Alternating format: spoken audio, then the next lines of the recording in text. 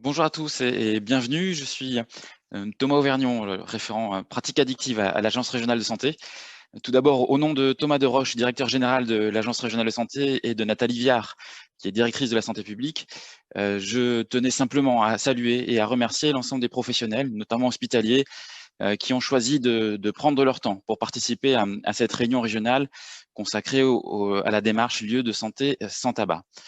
Se battre pour la santé aujourd'hui, c'est aussi faire l'effort de ne pas délaisser les sujets qui peuvent apparaître comme moins prioritaires ou non prioritaires au regard des urgences et des situations aiguës. De ce point de vue-là, la lutte contre le tabagisme n'a pas attendu l'épidémie de Covid pour être confrontée à cette problématique, et elle reste encore trop souvent perçue, alors certes comme un sujet de santé publique, mais surtout comme un sujet qui peut passer après, qui peut attendre parce que, après tout, il y a des problèmes plus graves. On peut entendre, suivant les services, on peut encore entendre parfois ce genre de phrase que, au point où en sont les patients en oncologie, on ne va pas en plus les embêter avec ça. En maternité, il vaut peut-être mieux ne pas obliger d'arrêter de fumer, ne pas trop inciter à arrêter de fumer pour ne pas créer un stress qui serait pire encore. Je ne parle pas des urgences qui, comme leur nom l'indique, ont autre chose à traiter que le tabagisme, ou des services de psychiatrie où parfois on a encore cette petite musique qui nous dit qu'après tout, le tabagisme et le fait de fumer, c'est aussi le support des échanges entre patients et soignants, et que ça peut faire partie, être constitutif de la relation thérapeutique. De manière générale, on voit bien que le fait que la mortalité, les conséquences du tabagisme ne soient pas immédiates, cela permet de mettre à distance ce sujet, avec ce petit argumentaire qu'on entend encore, qu'on doit bien mourir de quelque chose après tout. Et on a une sorte de grand écart entre la perception, les représentations en termes de gravité de certaines problématiques confrontées à celles du tabac. Pourtant, le tabac, c'est aujourd'hui 15% de la mortalité régionale. 15%, c'est quand même conséquent. C'est près de la moitié, alors ça dépend des études, hein, de la mortalité des personnes qui présentent des troubles liés à l'alcool ou aux drogues. Et pour autant, on voit bien que au sein du secteur des addictions, le focus est parfois d'abord mis sur ces problématiques-là. Et puis, on peut aussi rappeler que, par exemple, chez les patients de la psychiatrie, le tabagisme, c'est une réduction de l'espérance de vie moyenne qui est calculée parfois entre 10 et 20 ans, là aussi, selon les études. On a une confirmation en Normandie de l'importance du tabagisme et de ses conséquences, grâce, encore une fois, à la mobilisation des services hospitaliers qui ont accepté, en fin 2019, de participer à une enquête menée auprès de la patientèle des services hospitaliers normands, et dont les premiers chiffres ont démontré qu'on avait 25% des patients des services hospitaliers qui étaient fumeurs, dans la très grande majorité fumeurs quotidiens, puisque c'est 90% des répondants, et avec une moyenne de 14 cigarettes consommées par jour, ce qui est quand même assez conséquent. Face à cette réalité, on a aussi des signes extrêmement positifs, et notamment le fait que parmi les répondants, plus de la moitié souhaitent arrêter. On est donc face à une priorité de santé régionale, mais aussi devant une opportunité concrète d'y répondre, et la démarche lieu de santé sans tabac en fait partie.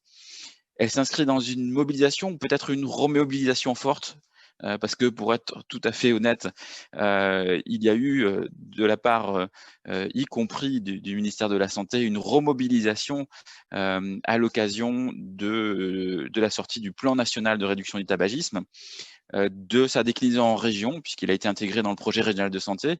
Il a été décliné dans un plan régional de réduction du tabagisme, et il est soutenu très concrètement par des moyens, par exemple ceux apportés par le fonds addiction, qui s'est d'abord appelé Fonds tabac. C'est pour toutes ces raisons que nous avons souhaité maintenir cette journée qui, il y a un peu plus d'1 an, quand on a commencé à la préparer, avec Promotion Santé Normandie, avec le RESPAD, avec les acteurs du comité de pilotage régional tabac, qu'on imaginait comme une grande journée, en présentiel évidemment, pour permettre les échanges.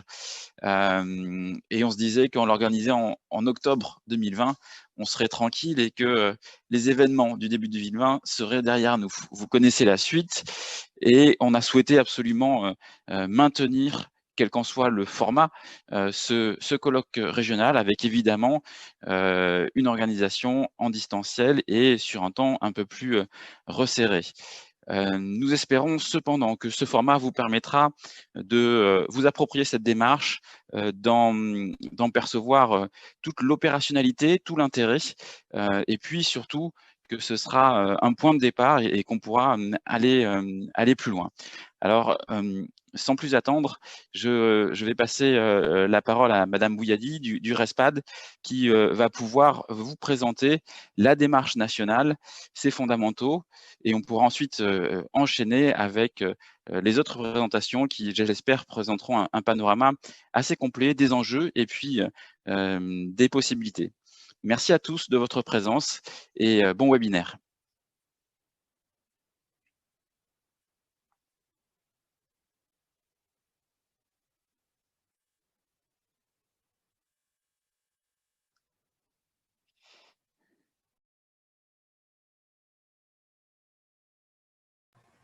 Oui, bonjour, merci Monsieur Vernion. Donc, je me présente, je suis Myriam Bougaï, donc je suis chargée de projet au RESPAD, sur tous les sujets tabac, et notamment sur la stratégie lieu de santé sans tabac.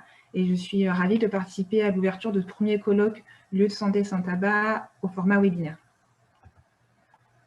Donc, je vais vous présenter en quelques mots la stratégie lieu de santé sans tabac. Donc, elle s'inscrit dans le cadre du programme national de lutte contre le tabac.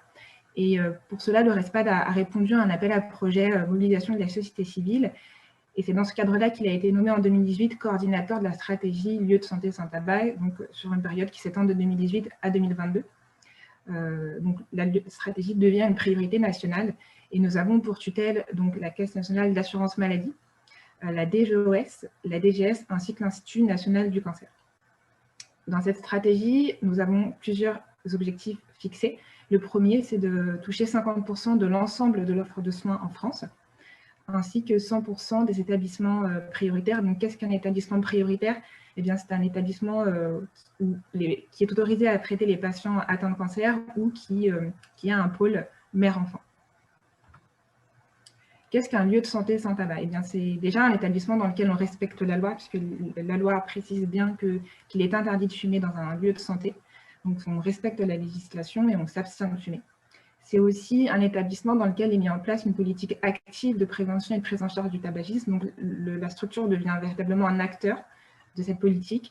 Et cette politique s'adresse au personnel, donc à tout le personnel de l'établissement, qu'on soit soignant ou pas. Elle s'adresse évidemment à tous les patients, mais aussi aux visiteurs qui entrent sur ce lieu de santé. Plus généralement, elle s'adresse aussi au grand public. Qu'est-ce qu'une stratégie lieu de santé sans tabac? Eh bien, c'est l'ensemble des initiatives politiques, administratives ou médicales qui sont prises par l'établissement. Et l'objectif, c'est que ça fasse partie d'un projet qui soit débattu et planifié pour tendre vers la disparition du tabagisme au sein de l'établissement. Donc, au sein de l'établissement, c'est à la fois les extérieurs et bien évidemment les intérieurs, l'intérieur de la structure. Comment est-ce qu'on devient lieu de santé sans tabac? Eh bien, pour tous les établissements qui le souhaitent, le RESPAD leur met à disposition plusieurs outils. Le premier, c'est l'audit lieu de santé sans tabac. Donc, c'est un audit qui permet vraiment de faire un état des lieux de ce qui est mis en place en matière de lutte contre le tabac au sein de l'établissement. En y répondant, l'établissement obtient un score et un niveau de certification. Ça permet vraiment de le situer dans son avancement dans la stratégie.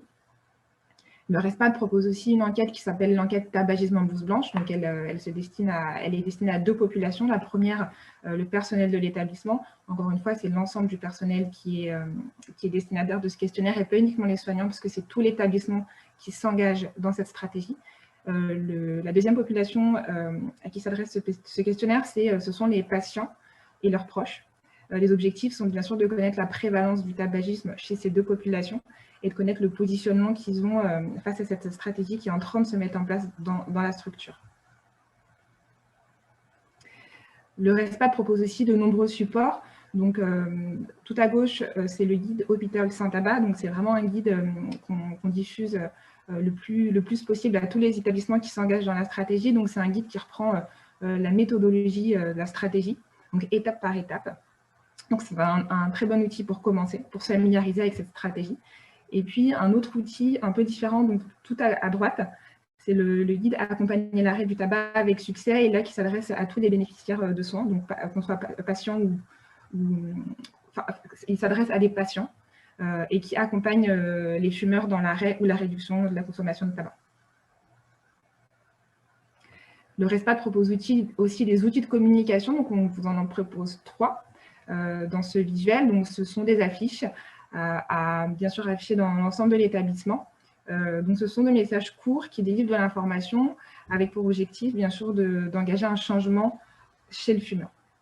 Le RESPAD propose aussi des formations de formateurs relais dans chaque région. Donc, ces formations permettent à tous les participants de savoir prendre en charge un fumeur et de pouvoir prescrire des substituts nicotiniques. Et elle permet aussi à ces participants de former à leur tour leurs pairs pour que le savoir se diffuse le plus largement possible. Donc, cette formation, elle a déjà eu lieu en région Normandie et elle a permis de former plus de 30 participants. On remercie, donc l'ensemble du RESPAD remercie vivement l'ARS Normandie ainsi que Promotion Santé Normandie, pardon, qui est une mission d'appui pour l'organisation de ce colloque, ainsi que tous les intervenants que nous allons découvrir par la suite. Donc je vous remercie pour votre attention et je passe la parole à Laurence Mézania de Promotion Santé Normandie. Bonjour à tous. Laurence Mézania, donc je suis chargée de projet au sein de Promotion Santé Normandie et plus spécifiquement du coup sur le dispositif d'appui du P2RT. Pour recontextualiser, donc effectivement, comme le disait le RESPAD, la démarche lieu de santé sans tabac s'inscrit dans le programme national de lutte contre le tabac, qui a été décliné en région par le P2RT, donc qui est le programme régional de réduction du tabagisme. Au niveau des acteurs, donc au national, on a bien évidemment le RESPAD. En région, on a l'ARS Normandie qui pilote la démarche et Promotion Santé Normandie qui coordonne le dispositif.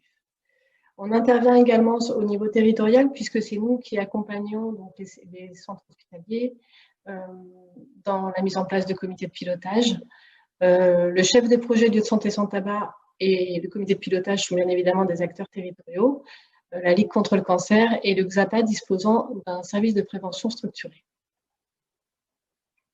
Les étapes clés de la démarche, donc la première étape très importante, c'est la mise en place du comité de pilotage. Donc c'est essentiel de mobiliser un maximum de personnes autour du comité de pilotage. Ça passe bien évidemment par les médecins, les infirmières, mais également le service communication, le service de sécurité. Enfin, voilà, plus on est large sur les personnes présentes au sein du comité de pilotage, plus les échanges seront riches. Ensuite, donc, bien évidemment, il y a la réalisation de l'état des lieux. Je reviendrai sur la slide suivante, je préciserai un petit peu plus ces éléments. Et ensuite, en étape 3, on est sur la sélection des interventions prioritaires et leur planification, la mise en œuvre des actions planifiées et bien évidemment, dernière étape, l'évaluation des actions. Concernant l'état des lieux, donc en Normandie, on fonctionne avec un premier entretien téléphonique qui a lieu donc entre Promotion Santé Normandie et l'établissement. C'est un entretien qui va durer à peu près 1 heure, 1 heure et demie, qui a pour but de voir un petit peu où en est l'établissement dans son approche du tabagisme et bien évidemment ensuite de donner un petit peu des billes pour avoir en tête la méthodologie et permettre aux établissements donc dans un premier temps de compléter l'audit mis en place par le RESPAD qu'on peut compléter donc directement sur leur site internet. C'est un audit, ça ne prend pas énormément de temps, hein. Je pense qu'en une demi-heure, 3/4 d'heure, les établissements peuvent le compléter et ensuite il en ressortira donc des pistes de travail. Et l'enquête tabagisme, donc comme on parlait le RESPAD, qui a 2 volets. Un volet à destination donc des patients et des visiteurs et un volet à destination du personnel. Ces 2 enquêtes peuvent être complétées également en ligne directement sur le site du RESPAD, mais également sous format papier et ensuite renvoyées au RESPAD pour leur saisie et leur analyse. Quelques axes d'intervention possibles. Donc, bien évidemment, l'engagement politique et institutionnel est essentiel dans cette démarche. L'application de la réglementation et l'aménagement des locaux peuvent également intervenir. La formation des personnels à l'abord du fumeur sont également importants. On en parlait avec la formation RPIB, tabac, qui a été mise en place par le RESPAD et qui donne vraiment des pistes pour aborder le personnel, mais également les patients. Il y a l'idée donc de définir des protocoles de prise en charge et d'accompagnement des patients fumeurs, mais également du personnel, encore une fois. Mettre en place des actions de prévention et de sensibilisation à destination du public et du personnel. Et il est également essentiel donc de développer le partenariat, et l'axe communication est également très important. En région Normandie, nous sommes 2 du coup à pouvoir suivre les établissements. Ma collègue Christelle Camus s'occupe du département de l'Eure et de la Seine-Maritime, et donc moi j'accompagne les établissements du Calvados, de la Manche et de l'Orne. Voilà. Je vous remercie beaucoup et je passe la parole du coup à Santé publique France avec Mélanie Martel et à l'ORS CREAI avec Madame Lyon. Bonjour à tous. Donc, comme le disait Madame Mediana, donc, je me présente, je suis Annabelle Lyon, donc directrice adjointe de l'ORS CREAI Normandie, donc une association régionale qui porte notamment un observatoire régional de la santé. Et avec Mélanie Martel, responsable de la direction régionale Santé publique France, nous allons vous présenter des données sur l'épidémiologie du tabac en Normandie. Donc, ça viendra compléter en fait les premiers éléments que Thomas Auvergnon a introduits sur la situation régionale en matière de consommation de tabac et de comportement et de conséquences sanitaires. Alors, quelles données utilisons-nous en fait pour pouvoir, je suis allée trop loin, voilà, pour pouvoir définir la consommation de tabac et les données de tabac en Normandie? Alors, on utilise bien évidemment toutes les enquêtes nationales qui sont à notre disposition, donc notamment l'enquête Escapade qui est à destination des jeunes avec des jeunes de 17 ans, l'enquête Baromètre Santé, donc là qui concerne les comportements et attitudes de santé de la population adulte au niveau national, et après tous les dispositifs d'enquête nationaux ou européens mis en œuvre auprès des collégiens et des lycéens. Donc là on pense aux enquêtes HBSC, ESPAD, En Classe, etc. Donc ça, ce sont des enquêtes nationales qui nous permettent d'avoir des données à l'échelle nationale, mais qui, par moment, nous permettent aussi d'avoir des données régionales. Mais par contre, pas forcément sur tous les publics ou sur tous les sujets. Donc, on met en place de ce fait-là des enquêtes régionales, appuyées notamment par l'Agence régionale de la santé et la région Normandie. Donc, je pense notamment au dispositif enquête mission locale, puisqu'on a une enquête santé à destination des jeunes accueillis en mission locale qui est mise en œuvre, avec notamment des questions sur les consommations, et également l'enquête enjeux santé auprès des élèves dans leur 12e année, c'est-à-dire des élèves de 6e. Donc, ce sont donc là des données d'enquête, mais on a également, bien évidemment, toutes les données issues des grands systèmes d'information. Donc là, on pense aux données de morbidité, hospitalisation, prévalence de pathologies, consommation de médicaments. Mais M. Benoît y reviendra certainement tout à l'heure. Et puis également des données de mortalité. Donc là, ce sont des données qui sont issues du ce qu'on appelle le SNDS, donc le Système national des données de santé. Donc, ça, c'est pour la partie quantitative. Et là, notre intervention assez rapide va principalement se cibler sur ces données quantitatives. Mais bien évidemment, on a également toute une partie d'analyse qualitative qu'il est important de mettre en œuvre, puisque la perception des acteurs du territoire et des populations sur ces sujets est également importante à prendre en compte. Alors, qu'est-ce que l'on peut dire sur la population âgée de 17 ans en Normandie ?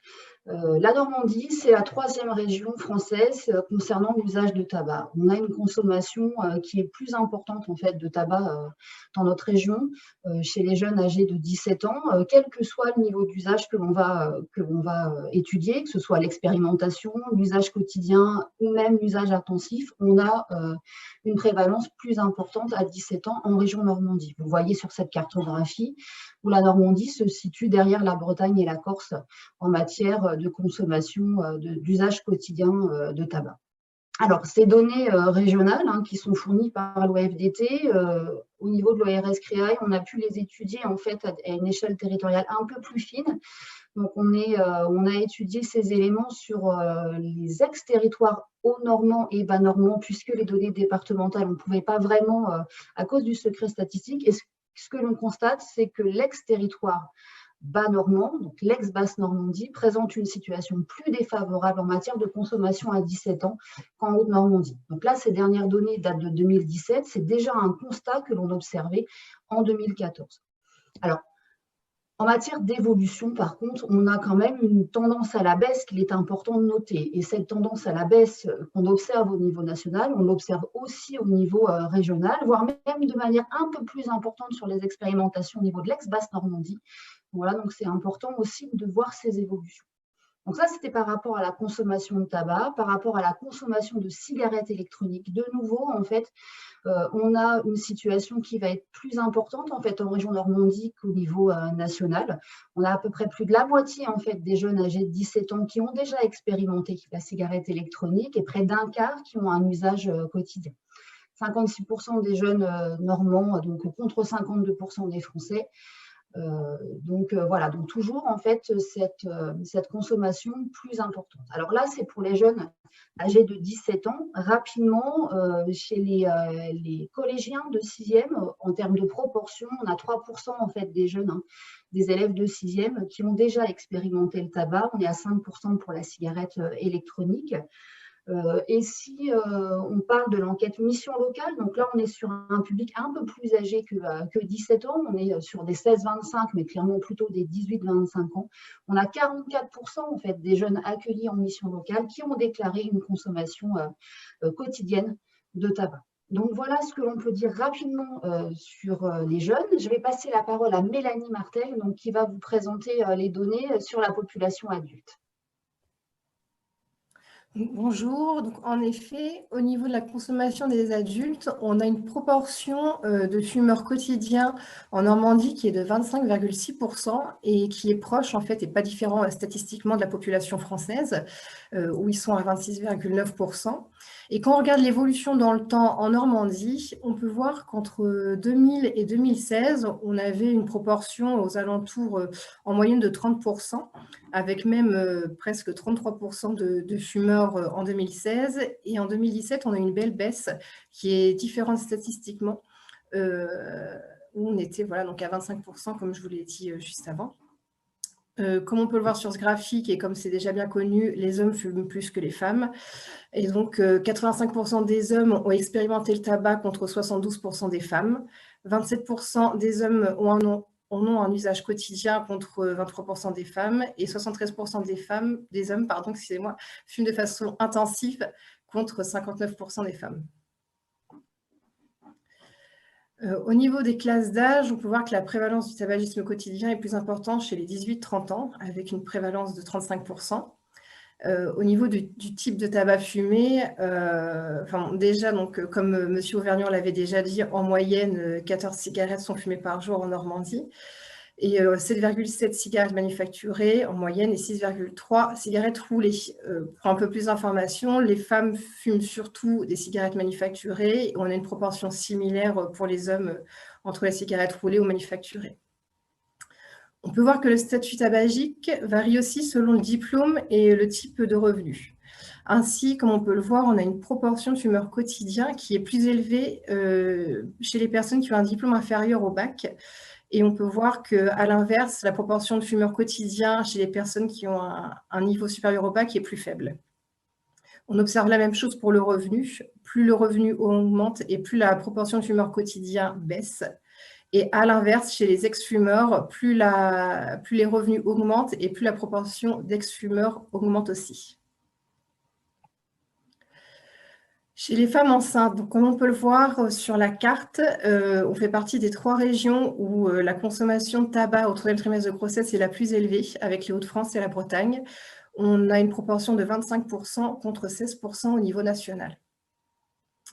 Au niveau des tentatives d'arrêt, donc la moitié des personnes interrogées dans le baromètre santé avaient envie d'arrêter de fumer et un quart avait fait au moins une tentative d'arrêt d'1 semaine dans l'année passée. On a une proportion d'ex-fumeurs qui est importante en Normandie aussi, ça c'est une bonne nouvelle. On a 35% d'ex-fumeurs contre 31% des Français. Et cette différence est statistiquement significative. Et au niveau de l'usage de la cigarette électronique, on a 33% de Normands qui ont expérimenté, de façon générale, plus d'hommes que de femmes. Ces personnes qui ont expérimenté la cigarette électronique sont majoritairement des fumeurs. Et presque 4% vapotent quotidiennement, une fois de plus les hommes que les femmes. Mais ce taux de vapotage quotidien, comme on peut le dire, est plus élevé en Normandie que par rapport à la France entière. Et ce sont majoritairement les 31-45 ans qui vapotent quotidiennement. Au niveau des conséquences sanitaires, donc dans nos derniers bulletins de santé publique, on a vraiment abordé ce sujet avec des calculs vraiment compliqués et qui nous ont montré qu'au niveau de la fraction des décès attribuables au tabagisme, on a 6% des femmes, soit un nombre de 929 décès attribuables au tabagisme en Normandie et 21% chez les hommes, soit plus de 3000 décès attribuables au tabagisme. 27% de ces décès sont attribués, donc 27% des décès attribués au tabagisme le sont avant 65 ans, contre 10% chez les plus de 65 ans, et majoritairement chez les hommes où la fraction est de 30%.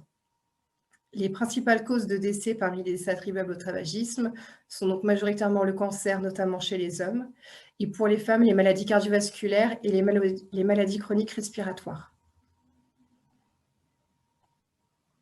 Donc de ce fait-là, en termes de conséquences sanitaires et de données de mortalité que l'on peut observer au niveau de la Normandie, on constate en fait qu'on a une surmortalité prématurée, donc avant 65 ans, liée à la consommation de tabac et avec des disparités territoriales qui vont être marquées. Alors globalement, en région Normandie, on a une surmortalité de 10% par rapport au niveau national. Alors qu'est-ce que ça veut dire? En fait, on calcule le nombre de décès qu'on aurait en Normandie si on avait les mêmes taux qu'en moyenne en France métropolitaine. Donc en faisant ça et en éliminant cet effet de structure par âge, on a une surmortalité de 10% au niveau régional. Et cette surmortalité est particulièrement importante en fait elle est significative surtout dans les deux départements que sont l'Eure et la Seine-Maritime, puisque là on atteint en fait une surmortalité de 22% dans l'Eure et de 21% en Seine-Maritime. Ce qu'il est important aussi de noter en termes de conséquences sanitaires, c'est que les chiffres qu'on vous donne là, c'est la conséquence de 20, 30 dernières années d'exposition et c'est pour ça qu'on peut avoir des différences avec ce qu'on peut observer en termes de comportement, notamment chez les plus jeunes et en termes de disparité territoriale. Alors, dernier point aussi à mettre en avant, c'est qu'on a une évolution de ces taux de mortalité, classiquement. On a une baisse des taux de mortalité liés au tabac chez les hommes. À l'inverse, une augmentation chez les femmes. Mais là, de nouveau, en fait, c'est le fait que les femmes ont adopté les comportements masculins depuis un certain nombre d'années et donc de ce fait-là consomment davantage de tabac maintenant, bien que ça reste, comme le disait Mélanie, la prévalence de consommation de tabac chez les femmes reste inférieure par rapport à celle observée chez les hommes. Donc, avec Mélanie, on est allé au plus rapide, on va dire, pour tenir dans les 10 minutes et pas vous abreuver de chiffres, voilà, mais vous pouvez retrouver toutes ces ressources statistiques sur nos différents sites, donc Géode, bien évidemment, de Santé publique France, le bulletin de santé publique sur le tabac qui est sorti récemment. Vous retrouverez aussi des résultats infraterritoriaux. Désolée, voilà. C'est la chose qui ne devait pas arriver, elle est arrivée. Bon, vous retrouvez des indicateurs infraterritoriaux, notamment sur Score Santé, et puis bien évidemment aussi sur le site internet de l'OFDT, où il y a des informations qui pourraient vous être utiles. En termes de perspective, puisqu'on continue à travailler sur l'épidémiologie du tabac en Normandie, prochainement on devrait sortir donc l'état des lieux des addictions sur les comportements d'usage, sur la prise en charge et sur les conséquences sanitaires en région Normandie, avec notamment un zoom sur l'activité d'Exapa Carude en région avec l'analyse de l'activité. Et en complément en fait de ces données statistiques, on mène également actuellement toute une série d'entretiens qualitatifs auprès d'acteurs départementaux, des référents MILDECA en fait auprès de ces acteurs de la sécurité routière, de la gendarmerie, de la police, de la justice et des pompiers pour essayer de voir si on peut récupérer d'autres données et puis aussi faire un peu le point sur les enjeux en matière d'addiction en région Normandie. Et on a également les résultats de l'enquête hospitalière, mais là, je repasse la main à Mélanie pour qu'elle puisse vous en parler. Oui, donc déjà, en effet, les résultats, on va essayer de les restituer mi-2021 parce que c'est une enquête qui a été menée il y a 1 an. Et d'ailleurs, je voulais vous remercier parce qu'on a vu un très bon taux de participation de 38 établissements sur 50. On a reçu il y a 1 an donc plus de 6000 questionnaires. Alors forcément, c'était juste avant que l'épidémie du Covid commence. Et l'ampleur que les choses ont pris a fait qu'on n'a pas pu travailler sur cette enquête, avant en tout cas. Mais des premiers résultats bruts que je peux vous fournir rapidement, c'est que, mais M. Auvergnat en avait déjà un peu évoqué dans l'introduction, mais parmi la population de ces 6000 patients reçus, on en avait 25 qui étaient fumeurs, donc 91% de fumeurs quotidiens, avec une consommation moyenne de 14 cigarettes par jour, et la moitié qui souhaite arrêter de fumer. Donc finalement, en plus, c'est des données comparables à ce qu'on observe dans le baromètre santé, donc j'ai trouvé ça intéressant, comme premiers éléments bruts un peu à vous fournir. Merci.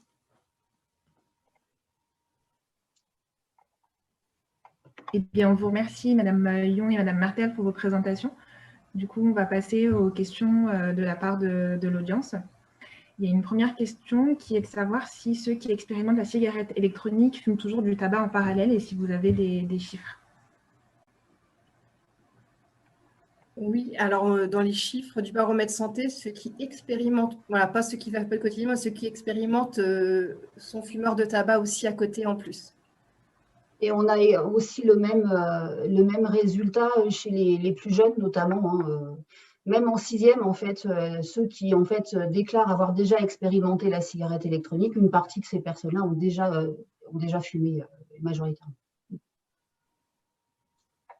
Très bien, merci. On a une deuxième question qui est de savoir, vous indiquiez que 25% des femmes enceintes fumaient au 3e trimestre en Normandie.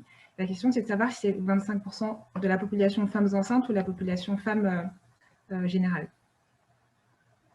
Ce que je présente, c'est la proportion chez les femmes enceintes au 3e trimestre de grossesse. D'accord, merci. On a une question du coup pour le RESPAD, donc je vais y répondre, et qui est de savoir si l'enquête proposée par le RESPAD est adressée aussi aux visiteurs et si c'est le même questionnaire que les patients. Donc oui, il y a 2 questionnaires, un pour le personnel et un pour les patients visiteurs. Donc les patients et les visiteurs répondent au même questionnaire.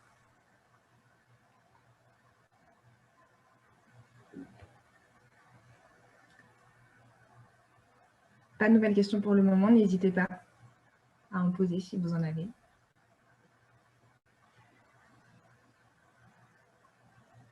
Alors, il y a une nouvelle question qui est de savoir quel est le nombre d'établissements prioritaires en Normandie. Donc ça, c'est peut-être Madame Mézania qui va pouvoir y répondre. Oui, alors effectivement, en 2019, il y avait 18 établissements qui étaient ciblés prioritaires, dont 2 non prioritaires, mais qui ont quand même été accompagnés puisqu'ils avaient déjà amorcé une dynamique de santé sans tabac. Et en 2020, alors compte tenu de la crise sanitaire, bien évidemment, tous ceux qui étaient prioritaires n'ont pas pu lancer la dynamique, mais on avait ciblé en tout cas 20 établissements prioritaires en 2020. Très bien, merci pour ces informations. Il y a une nouvelle question qui est de savoir en combien de temps on devient lieu de santé sans tabac. Et en fait, il n'y a pas de calendrier précis, c'est une stratégie qui se met en place dans le temps. Après, ça peut aller aussi assez vite si on a un soutien fort de la direction, il y a un engagement aussi important du référent au sein de l'établissement. Cet accompagnement n'est pas payant. Le RESPAD et la mission d'appui accompagnent tous les établissements complètement gratuitement dans le cadre de la coordination nationale lieu de santé sans tabac et dans le cadre de la mission d'appui via l'ARS. Je crois qu'on n'a plus de questions. Du coup, je vais laisser la parole à Monsieur Hugo Benoît de la CEPAM. Merci. Donc, bonjour à tous. Je suis Hugo Benoît, chargé de mission auprès du directeur coordonnateur de la gestion du risque à l'assurance maladie. Merci aux organisateurs de ce colloque de me permettre de vous présenter donc l'évolution de la prescription des traitements nicotiniques de substitution qui traduit l'engagement de l'assurance maladie dans la lutte contre le tabagisme, puisque comme nous l'avons vu précédemment, la consommation de tabac, c'est un facteur de risque de nombreuses pathologies, alors qu'elles soient cardiovasculaires, respiratoires ou de nombreux cancers. Et donc, elles entraînent un certain nombre d'hospitalisations et de décès qui pourraient être évitables par rapport au poids économique de ces pathologies qui sont induites par la consommation de tabac. Il est difficile à estimer, mais on le compte en milliards d'euros chaque année. Donc, par ailleurs, comme l'a indiqué Madame Martel précédemment, on sait que les groupes de population sont inégalement touchés, que l'importance du tabagisme va décroître avec le niveau d'éducation. Donc tous les ingrédients sont réunis finalement pour que l'assurance maladie s'empare de cette problématique. Elle est engagée dans la réduction du tabac depuis de nombreuses années, notamment sous forme de campagnes d'information et de communication. Depuis 2016, donc l'assurance maladie participe au déploiement de l'opération Moi sans tabac. Donc à titre d'exemple, en 2019, une quarantaine de promoteurs ont pu être financés pour mettre en place des actions de proximité. Et puis au 1er janvier 2017, il y a eu la création du fonds tabac qui est présidé par le directeur général de la CNAM, qui est alimenté par un nouveau prélèvement donc, sur le chiffre d'affaires des fournisseurs de tabac. Et ce fonds, il va permettre de financer des projets soutenus au niveau national, au niveau régional, mais aussi à l'échelle locale, et également de financer les traitements de substituts nicotiniques. Donc, pour réduire la consommation de tabac, l'assurance maladie a mis en place une dynamique d'arrêt du tabac auprès des assurés grâce à un plan d'action global. Donc, je vous ai listé ici les principales actions que l'on peut retenir et qui avaient été proposées dans le cadre des objectifs du programme national de réduction du tabagisme. Donc, le premier levier, c'est une mesure économique avec la prise en charge directe et intégrale par l'assurance maladie des traitements de substitution nicotinique. Ensuite, on a un levier d'incitation des professionnels de santé dont l'objectif finalement, c'est de les mobiliser, de les conforter dans leur rôle en prévention dans l'accompagnement au sevrage tabagique. Et donc, il y a un objectif dans la rémunération sur objectif de santé publique pour les médecins libéraux. Ensuite, donc, il y a d'autres leviers comme la mise à disposition de l'application Tabac Info Service qui a été mise en place par l'assurance maladie avec l'appui du national et également la volonté de financer certaines actions au niveau local.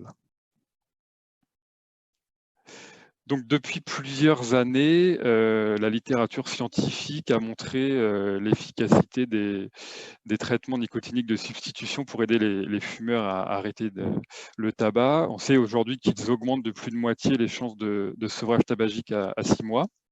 Donc, c'est le traitement médicamenteux de première intention dans le sevrage tabagique. Et c'est pourquoi l'assurance maladie a pris en charge depuis 2007 ces traitements. Donc, entre 2007 et 2018, les substituts nicotiniques étaient pris en charge dans le cadre d'un forfait annuel, le forfait TNS, sur prescription à hauteur de 50 € par patient et par bénéficiaire. Et donc, ce dispositif, il permettait de prendre en charge des médicaments qui n'étaient pas inscrits sur la liste des médicaments remboursables. Progressivement, donc, ce forfait a été étendu à 150 € pour les publics prioritaires, notamment les femmes enceintes en 2012, les jeunes en 2014 et les personnes en affection longue durée cancer en 2015. Et ensuite, donc, en 2016, ça a été étendu à l'ensemble des fumeurs. Alors, à partir de 2018, plusieurs de ces traitements ont été progressivement inscrits sur la liste des médicaments remboursables, ce qui a contribué fortement à améliorer leur accessibilité pour tous les fumeurs, et c'était vraiment l'objectif de l'assurance maladie, y compris auprès des plus défavorisés. Sachant que cette inscription au remboursement, elle a permis de supprimer l'avance de frais systématique chez le pharmacien, qui était requise dans le cadre du forfait, et également de diminuer le tarif en officine, parce que du coup, il y a un tarif unique sur tout le territoire grâce à ce tarif administré. Donc en 2019, le dispositif dérogatoire de prise en charge a entièrement disparu au profit d'une prise en charge de droit commun. Aujourd'hui, on a plus de 80 spécialités qui sont remboursées et qui couvrent une gamme très large de produits. Voilà, donc par rapport à l'évolution des remboursements des TSN, je voulais aussi également repréciser l'évolution de la législation, puisque depuis 2016, on a de nouveaux professionnels qui sont autorisés à prescrire des TSN, les médecins du travail, les chirurgiens dentistes, les infirmiers, les masseurs kinés. Et concernant les sages-femmes, donc elles ont vu leur droit de prescription élargi à l'entourage de la femme enceinte ou accouchée. Alors, concernant le recours annuel au TSN, on voit qu'on a une hausse qui se poursuit et s'amplifie. Donc, en 2019, on avait 53 000 assurés qui ont eu au moins un remboursement de substitut nicotinique dans l'année. Ça représente une augmentation de 47% de nombre de bénéficiaires par rapport à 2018. Et depuis 2016, donc, le nombre de bénéficiaires annuels parmi les assurés a été multiplié de 4,2. Donc depuis 2018, on observe une forte montée en charge du recours dès l'inscription des premiers TNS sur la liste des médicaments remboursables. Ce recours, il se maintient tout au long de l'année 2019 à un niveau très élevé par rapport à 2018. Alors malgré une baisse saisonnière que l'on constate quasiment chaque année au cours de la période estivale. Et on remarquera aussi que lors des 3 derniers mois de l'année, alors de manière concomitante à l'opération Moi sans tabac, on a une hausse du recours qui laisse supposer un effet direct de cette opération Moi sans tabac sur l'augmentation des tentatives d'arrêt parmi les fumeurs. Au niveau des montants remboursés, donc forcément mécaniquement, on a une augmentation de la dépense. Donc on était à 700 000 euros en 2016 au niveau régional. En 2019, on était à 2 600 000 euros. Parmi les personnes qui ont recours au remboursement de substituts nicotiniques, donc on s'aperçoit que les bénéficiaires de TNS sont globalement plus âgés que la population générale, puisqu'ils sont à 46,8 ans de moyenne pour 40,6 pour la population générale. Les 26-50 ans donc, représentent la moitié des bénéficiaires, les 51-65 ans plus d'un tiers, et les jeunes de 15 à 25 ans représentent 6,5% des bénéficiaires. Globalement, les hommes et les femmes sont autant bénéficiaires de ces traitements, même si les femmes sont majoritaires chez les plus jeunes et les hommes légèrement majoritaires chez les plus âgés. Concernant toujours les consommateurs de TNS, comparé à la population générale, on voit qu'ils affichent un moins bon état de santé, en tout cas plus dégradé que le reste de la population, puisque la moitié ont au moins une pathologie contre un tiers de la population générale. On a certains groupes de pathologies ou de traitements qui sont surreprésentés parmi ces bénéficiaires. Donc, je noterai principalement les maladies psychiatriques, 14,5% versus 4% dans la population générale, et les patients sous traitement psychotrope. On a également surreprésenté donc, les maladies respiratoires chroniques, les traitements du risque vasculaire et enfin les maladies cardio-neurovasculaires. Donc, je vous ai fait un petit focus sur les personnes en affection longue durée, puisqu'en 2018, donc 24% des bénéficiaires d'un traitement étaient en ALD. Ils sont passés à 26% en 2019. Donc, cette proportion, elle est relativement stable depuis 2016. En revanche, les effectifs des bénéficiaires en ALD a triplé entre 2017 et 2019. Parmi les patients en ALD, donc en 2018, on avait une personne sur 3 qui est en ALD pour affection psychiatrique de longue durée. On a une personne sur 5 qui est en ALD diabète et 15% pour maladie coronaire. Donc globalement, on voit que le remboursement des TNS est une mesure qui touche efficacement les publics les plus précaires. On voit qu'ils sont surreprésentés parmi les bénéficiaires de TNS. Donc entre 2017 et 2018, la part des personnes en précarité a doublé et on voit que l'effectif, quant à lui, a quasiment triplé. Et donc, cette évolution, elle traduit vraiment une amélioration de l'accessibilité financière des substituts grâce à l'inscription au remboursement. Bien entendu, les prescripteurs ont un rôle à jouer qui est très important. On voit que cette augmentation du recours s'explique également par une forte augmentation du nombre de ces prescripteurs. Donc, les médecins généralistes aujourd'hui sont les plus gros prescripteurs avec 3 986 prescriptions en 2019. Mais on voit que chez les spécialistes, dans les établissements ou chez les autres prescripteurs, on a également une augmentation. Et donc, les autres concernent les nouveaux prescripteurs, infirmiers, chirurgiens, dentistes, sages-femmes et masseurs kinés. Donc, les infirmiers sont les plus gros prescripteurs chez ces nouveaux prescripteurs et on voit que dans toutes les catégories, on a une augmentation significative. Très rapidement, donc, concernant le détail des formes de TNS remboursées, donc, les dispositifs transdermiques représentent 47% des TNS remboursés et concernent 84% des consommateurs de TNS dans l'année. Quant aux formes orales, donc on voit qu'il y a une montée en charge très progressive, notamment pour les pastilles et également les gommes. Par rapport aux recommandations HAS, donc qui recommandent d'ajuster le dosage en combinant justement des formes orales au patch, on voit qu'entre 2018 et 2019, on a eu une forte augmentation du recours à la combinaison, donc 23% en 2018 versus 38% en 2019.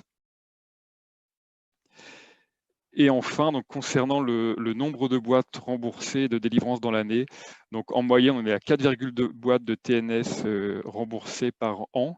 Donc sur les patchs, on est sur une moyenne de 2,3 boîtes et pour les formes orales de 3,5 à 4 boîtes.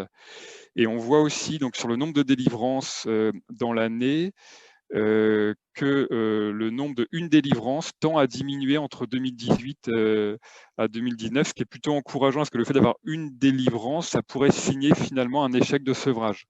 Et on voit par exemple que le nombre de 9 délivrances augmente significativement, donc il passe de 4,8 à 1,2% dans l'année. Voilà, donc globalement, on peut dire que l'ensemble de ces mesures permet d'augmenter le recours des traitements nicotiniques de substitution et largement auprès des personnes qui en ont le plus besoin, notamment qui sont en précarité. Merci à tous. Donc, merci, et bien, merci à tous pour ces présentations, pour cette première partie du colloque Lieu de santé sans tabac. Du coup, on va laisser la place à la deuxième partie de ce colloque. Bonjour à tous, bienvenue pour la deuxième partie du webinaire. Donc, on vient de voir une première partie sur la stratégie de mise en place de la démarche Lieu de santé sans tabac en région Normandie. Et donc, nous avons une deuxième partie, donc une table ronde, lors de laquelle nous accueillons 4 structures qui vont pouvoir nous indiquer un petit peu qu'est-ce qu'ils ont pu mettre en place dans leurs établissements et comment se passe la mise en œuvre. Donc, nous avons le CHU de Caen.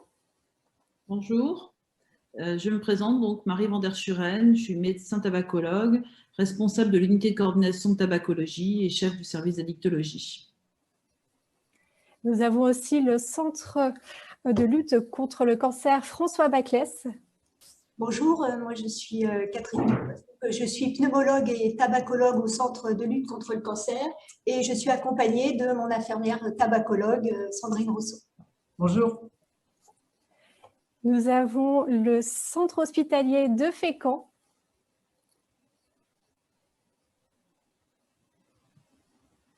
Bonjour, Madame Roger, je suis infirmière santé-travail et ergonome et copilote du projet Hôpital sans tabac avec Charline Divet. Charline Divet, je suis coordinatrice du réseau territorial de promotion de la santé et je travaille au sein du centre hospitalier de Fécamp. Et nous avons aussi avec nous le groupe hospitalier du Havre. Bonjour, Sylvie Beaucousin, je suis directeur communication et je m'occupe également de tout ce qui est information, prévention de la population en matière de santé publique et j'anime le groupe de prévention du tabagisme au groupe hospitalier du Havre. Merci. Nous allons assurer l'animation de cette table ronde avec ma collègue Laurence Mezzania, que je laisse se présenter.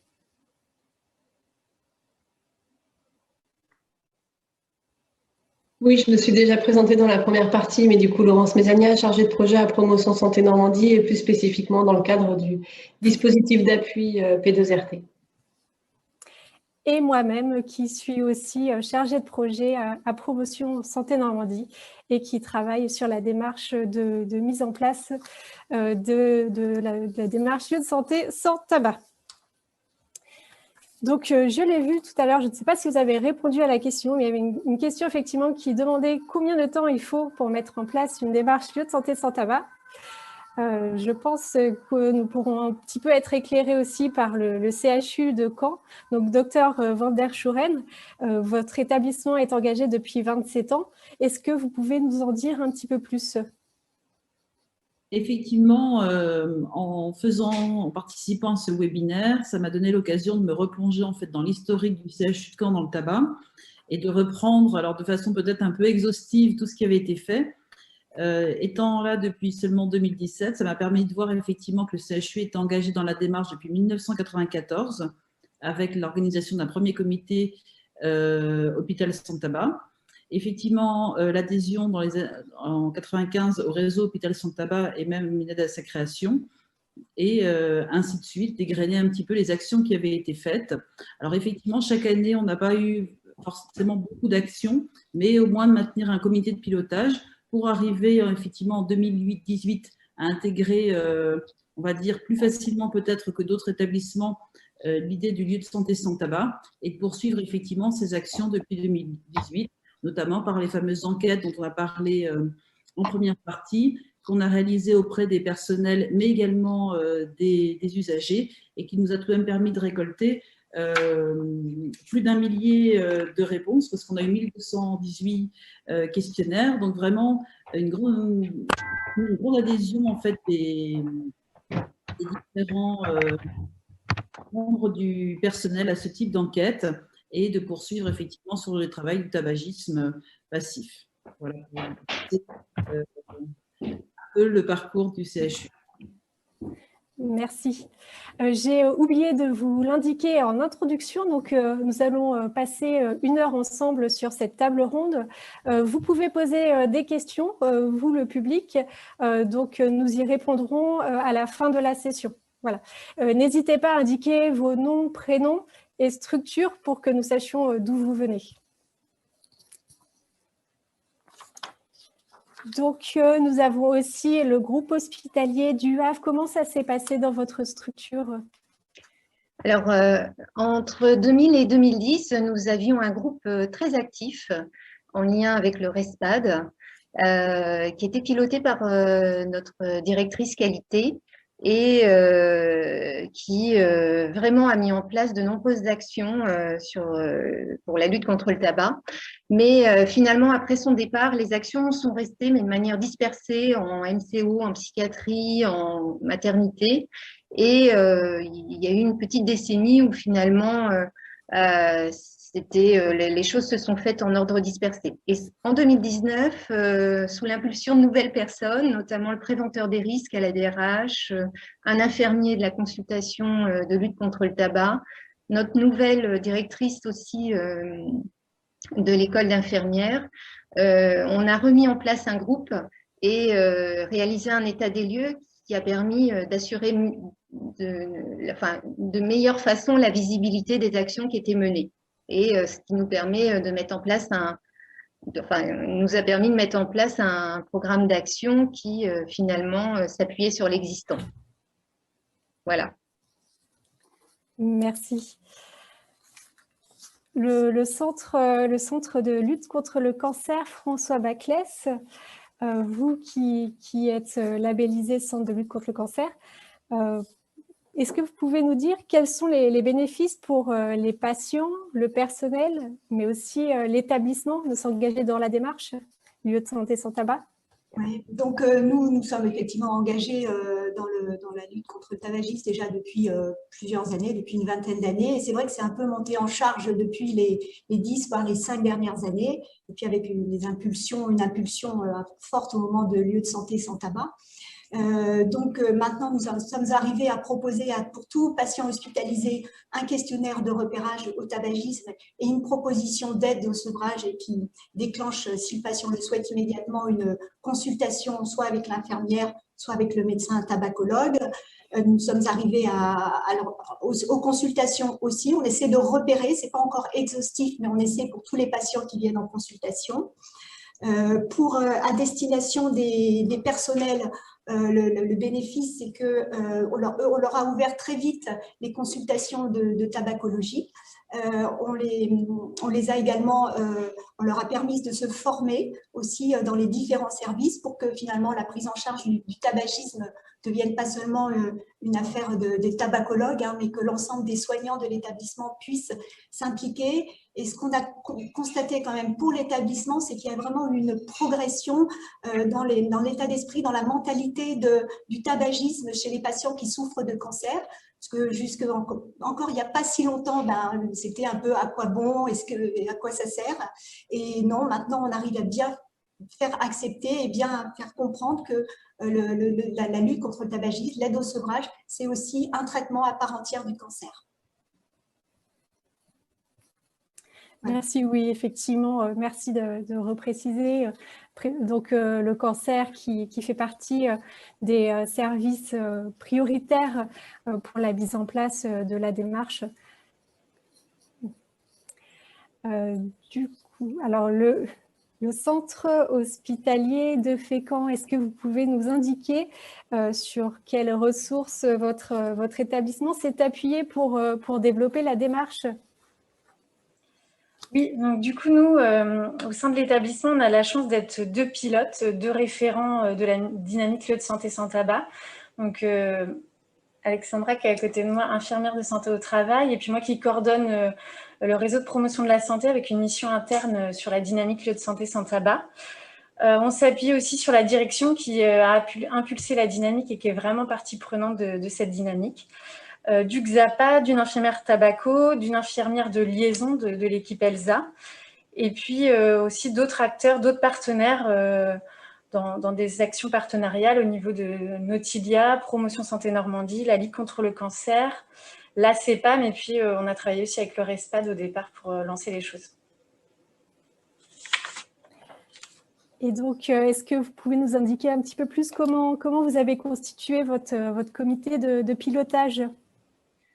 Alors effectivement, dès qu'on a réamorcé la démarche qui était une démarche quand même historiquement présente depuis les années 95-96, donc là ça a été bien relancé parce que ça avait été mis en stand-by.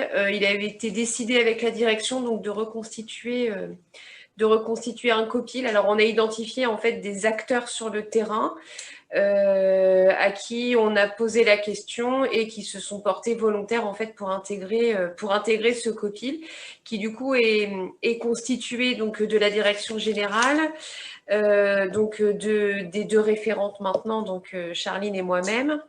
On a pu intégrer les représentants du personnel aussi sur cette démarche lieu de santé sans tabac par rapport à nos professionnels de l'établissement.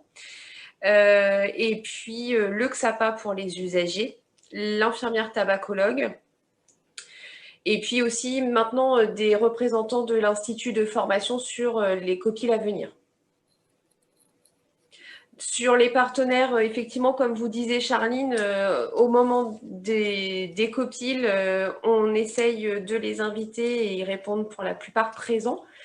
Donc, ce qu'on pouvait faire en présentiel jusqu'à présent, on avait des membres du RESPAD, de la CEPAM, Nautilia, Ligue contre le cancer. Et puis aussi, on a cette particularité sur Fécamp, c'est qu'on travaille sur un établissement mixte public-privé avec un partenariat avec la clinique de l'Abbaye qui est dans les mêmes murs que nous. Et il y a aussi des représentants de cet établissement pour ne pas avoir de distinguo sur les 2 professionnels en fait du territoire. D'accord. Et vous, le Centre de lutte contre le cancer François Baclès, est-ce que vous avez fait différemment pour constituer votre comité de pilotage? Comment ça s'est passé? Donc, un peu la même démarche. Donc, on l'a mis en place en 2019, au moment du lieu de santé sans tabac. C'était déjà pour nous un besoin, c'est devenu une évidence. Donc, ce COPIL rassemble déjà les acteurs qui étaient déjà impliqués, les soignants, bon, bien sûr les tabacologues, des représentants des infirmières, diététiciennes, assistantes sociales. On a essayé de faire un COPIL très pratique. On y a associé bien sûr la direction et la cellule communication qui sont vraiment très importants d'associer dans ce COPIL. C'est très très important. Et puis à chaque, on se réunit à peu près tous les 2 à 3 mois. On met en place, on définit des actions. On essaie d'être assez pratique, assez proactif. Et puis on essaie de les mettre en place pour le COPIL suivant. Voilà. Merci. Donc, on le voit, une fois qu'on a constitué un comité de pilotage, une des premières étapes qui est vraiment importante, c'est de mettre en place un état des lieux. Donc, il y a une méthodologie de projet d'ailleurs qui est développée dans les guides du RESPAD. Et donc voilà, avec la première étape d'état des lieux, le groupe hospitalier du Havre, comment vous avez fait pour cet état des lieux? Alors, il y a l'audit du RESPAD que l'on a rempli en 2019 et de nouveau d'ailleurs début 2020. Alors, ce qu'on a fait une fois qu'on a constitué notre groupe de travail, dont la première réunion, je le rappelle, était en février 2020, donc juste avant la crise sanitaire, on a mis en place des fiches par grands secteurs de médecine, la psychiatrie, la maternité, mais aussi la médecine de santé au travail. Et on a demandé à chacun, finalement, à chaque référent ou chaque personne dans ces secteurs un peu référente de la prévention sur le tabac, de les remplir, ce qui nous a permis en fait de bâtir un état des lieux, mais sous forme dynamique de diaporama. Alors là, bon, ma direction s'est chargée un petit peu de forcément de la mise en page et que ce soit valorisant pour être présenté prochainement d'ailleurs aux instances de l'établissement et pouvoir aussi faire en sorte que ces fiches soient faciles d'accès. Et une fois ces fiches complétées, nous avons créé une rubrique intranet qui finalement est aussi un volume partagé pour tous les acteurs de la prévention du tabac. Et nous avons valorisé cette rubrique et comment dire, positionner ces fiches dans la rubrique en les valorisant. Alors, elles sont assez simples finalement. Elles décrivent une action réalisée dans l'établissement. Je ne sais pas, par exemple, consultation d'arrêt du tabac ou consultation d'arrêt du tabac pour suivi des femmes enceintes, consultation de suivi des personnes détenues, puisqu'on a en fait on a une équipe sanitaire dans la prison proche du Havre qui suit aussi les détenus.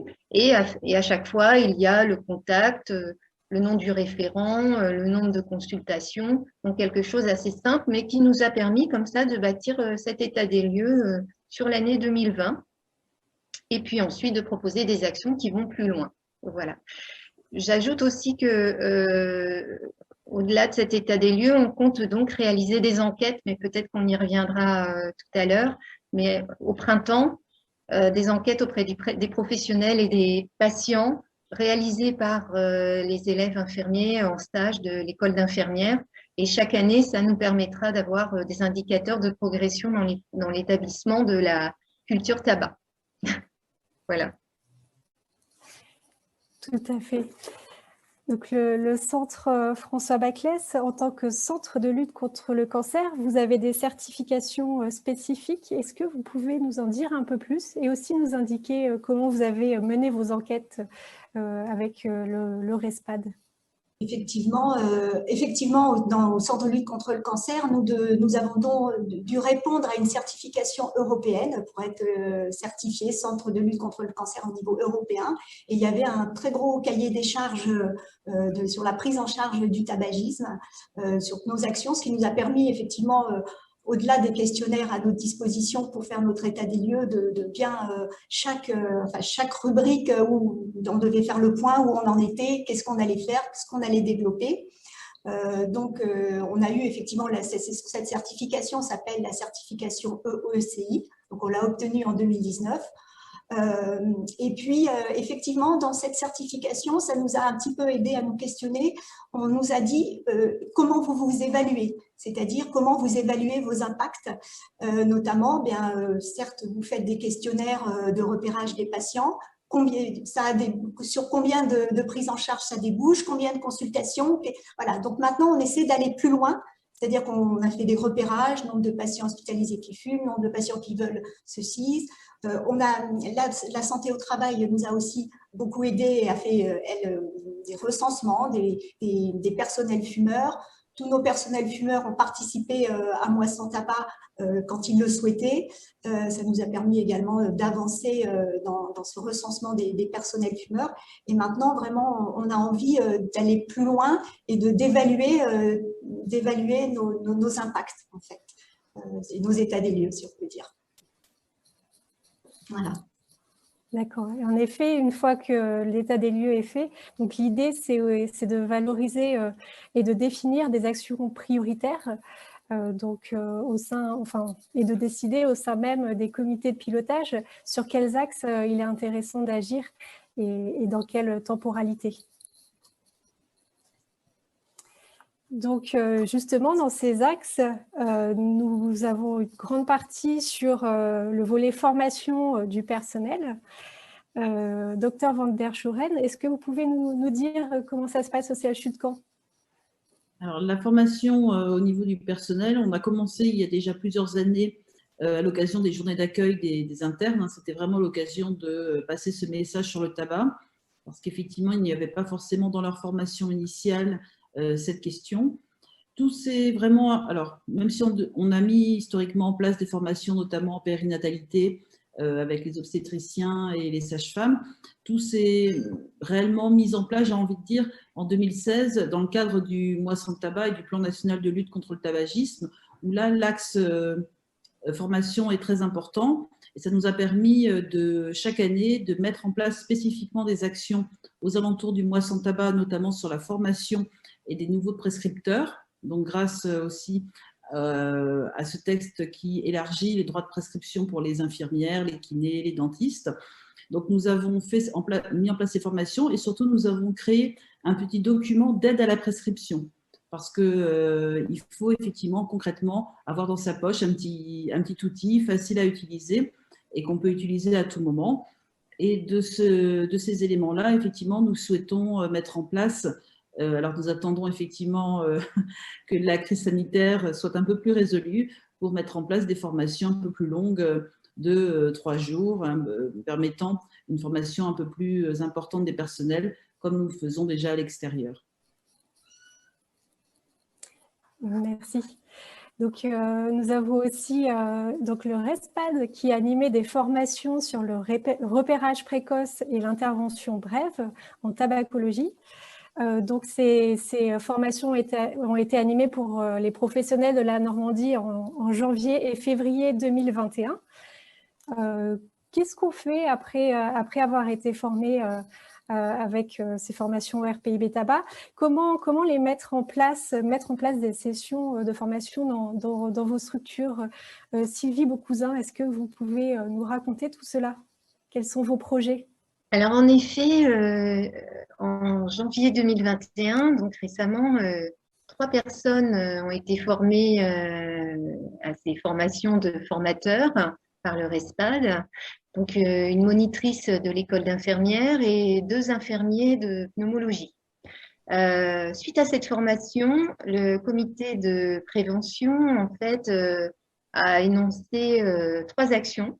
La première, c'est que ces personnes surtout les 2 infirmiers de pneumologie, avec d'ailleurs déjà la personne qui est infirmier sur la consultation de lutte contre le tabac, ces 3 personnes en fait fassent des temps de sensibilisation auprès des équipes de soins, des services de médecine, diabétologie, cardiologie, les autres services de pneumologie, donc dans ces services de médecine de spécialité, fassent des temps de sensibilisation pour repérer finalement au sein de ces équipes les personnes qui ont déjà une fibre sur une appétence en fait sur la prévention du tabagisme, veulent s'y investir davantage et devenir finalement référents pour leur équipe. Et du coup, ensuite, mettre en place des partages d'informations ou des démarches sur la lutte contre le tabac dans leurs équipes.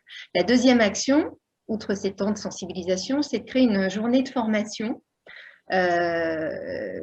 où les personnels soignants pourront se former avec ces personnes formées en tant que formateurs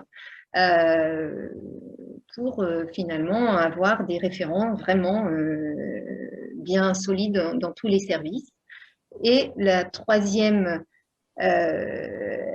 action, en fait, consiste à renforcer notre consultation de lutte contre le tabac et apporter plus de possibilités de contact et de consultation infirmière sur cette consultation. Donc voilà, des temps de sensibilisation, une journée de formation pour former des référents et un renforcement de la consultation de lutte contre le tabac. Voilà. Donc effectivement, une fois que le personnel est formé, l'objectif est aussi de savoir repérer et prendre en charge les patients. Donc François Baclès, comment ça se passe au sein de votre structure? Quelles peuvent être aussi les difficultés rencontrées à ce niveau-là? Donc, comme je vous l'ai dit tout à l'heure, donc nous on essaie d'être assez systématique, hein, donc c'est pour ça qu'on a tout patient hospitalisé, il y a un questionnaire soignant pour lequel on repère systématiquement le patient qui fume.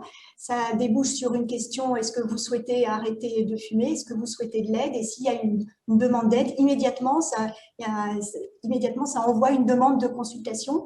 Pour les patients qui sont hospitalisés, c'est plutôt notre infirmière tabacologue. Donc, on a une infirmière tabacologue qui a du temps dédié spécifiquement depuis 2017. Donc, mais elle a 20% de temps. Donc, ça, c'est un frein, bien sûr, hein, parce qu'il nous faudrait plus de temps.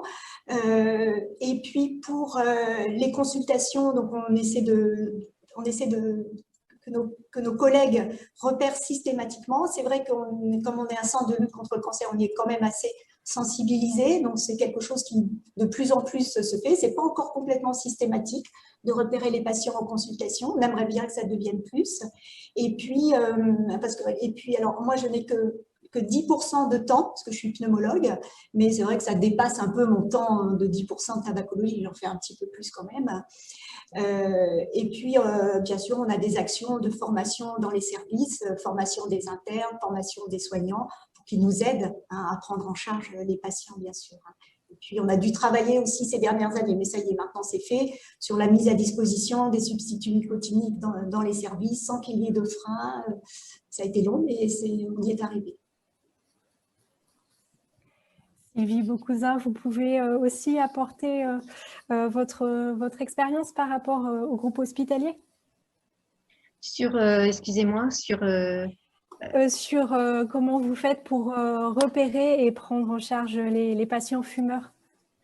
Alors, on a surtout la consultation de lutte contre le tabac, mais qui aussi est alimentée par l'équipe d'addictologie en fait du groupe hospitalier du Havre. Donc, il y a un repérage qui se fait par les soignants des services et qui appellent l'équipe d'addictologie. Et puis, souvent, il y a un réadressage à la consultation. On a aussi en psychiatrie une consultation somatique pour les patients de psychiatrie et la partie tabac est abordée systématiquement avec eux. Idem pour les femmes en suivi de grossesse et idem pour aussi, je vous le disais tout à l'heure, les personnes, enfin les détenus, puisqu'on a une équipe sanitaire de niveau 1 qui intervient en prison. Donc, voilà, c'est la vigilance, enfin, il y a une vigilance. Alors, on aimerait que, bien sûr, et c'est pour ça qu'il y a des temps de sensibilisation et des formations qui se montent, on aimerait bien sûr que dans la partie MCO, la vigilance soit accrue grâce à des référents. C'est ce dont je vous parlais tout à l'heure. On a aussi, alors de plus en plus aussi, je vous parlais tout à l'heure d'une rubrique intranet qu'on a mis en place. Et l'idée, c'est que, au-delà, bien sûr, du travail du comité, on puisse se mettre, enfin, l'alimenter en fiche ou en outils, des petits outils faciles dont les services de soins peuvent se repérer, enfin, peuvent utiliser finalement pour repérer les fumeurs et les adresser à bon escient. D'accord. Donc ensuite, nous avons aussi un gros volet sur la communication et des actions de sensibilisation. Donc parmi les plus connus, nous avons le mois sans tabac et la journée mondiale sans tabac. Le CH de Fécamp, est-ce que vous pouvez nous raconter votre participation au mois sans tabac ? Oui, alors effectivement, depuis 2016, en fait, avec l'ancienne coordinatrice du réseau local de promotion de la santé, on avait décliné le mois sans tabac grand public en interne pour les professionnels de santé. Donc, sur ce mois sans tabac, on essayait de communiquer auprès de nos agents, en fait, sur cette thématique. En 2019, on avait fait le choix, sur ce mois sans tabac, de faire un forum, en fait, en novembre, où on avait réuni différents acteurs et puis sur différents sujets. Donc, l'infirmière en tabacologie sur les informations bénéficiaires de l'arrêt, sur les impacts tabac BPCO.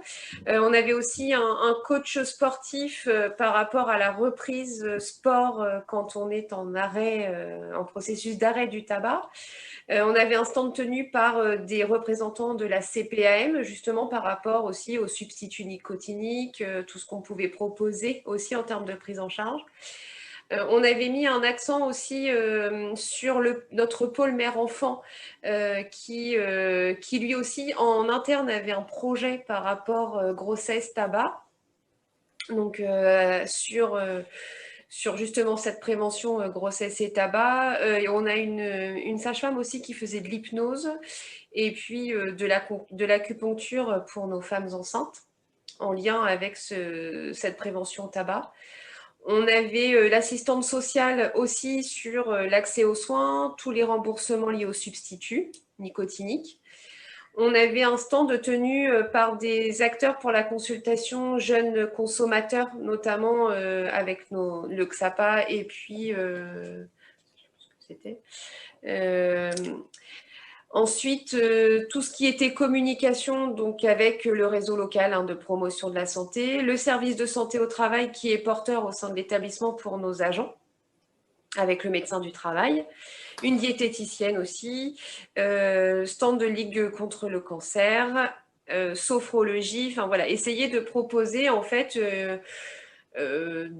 différents acteurs pour aider nos agents et aussi du coup le public qui venait en consultation ou en visite pour les patients. On avait fait ça dans le hall de notre établissement pour essayer de faire de la communication sur ce mois sans tabac.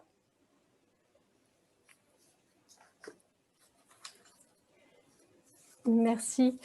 Nous allons passer sur un sujet qui est la VAP. Docteur Van der Schuren, est-ce que vous pouvez nous présenter le positionnement de votre établissement par rapport à la VAP et nous indiquer aussi les différents projets sur lesquels vous êtes impliqués sur cette thématique? Alors effectivement, la mise en place de la VAP et notamment des salles de VAP est toujours un sujet controversé. Malgré tout, en 2017, dans le service d'addictologie a été créée une première salle de VAP pour vraiment permettre aux fumeurs d'avoir accès à cet outil, en sachant que les patients en sevrage ne pouvaient pas du tout être à l'extérieur, ne pouvaient pas du tout fumer. Ça a vraiment permis effectivement d'évoluer dans le cadre de cette prise en charge. Après, on est suivi d'autres projets, effectivement, notamment un projet qui a été financé par l'ARS Normandie, qui est le projet 1000 VAP distribué au centre pénitentiaire et à la maison d'arrêt de Caen. Donc un projet qui a été financé à partir de 2017 et qui a été mis en œuvre sur les années 2018-2019 et qui nous a permis effectivement de faire des ateliers en lien avec l'USDSS, le directeur de prison, etc., pour distribuer ces cigarettes électroniques et réaliser des sévrages tabagiques. Alors, c'est un projet, je vais dire un peu pilote, hein.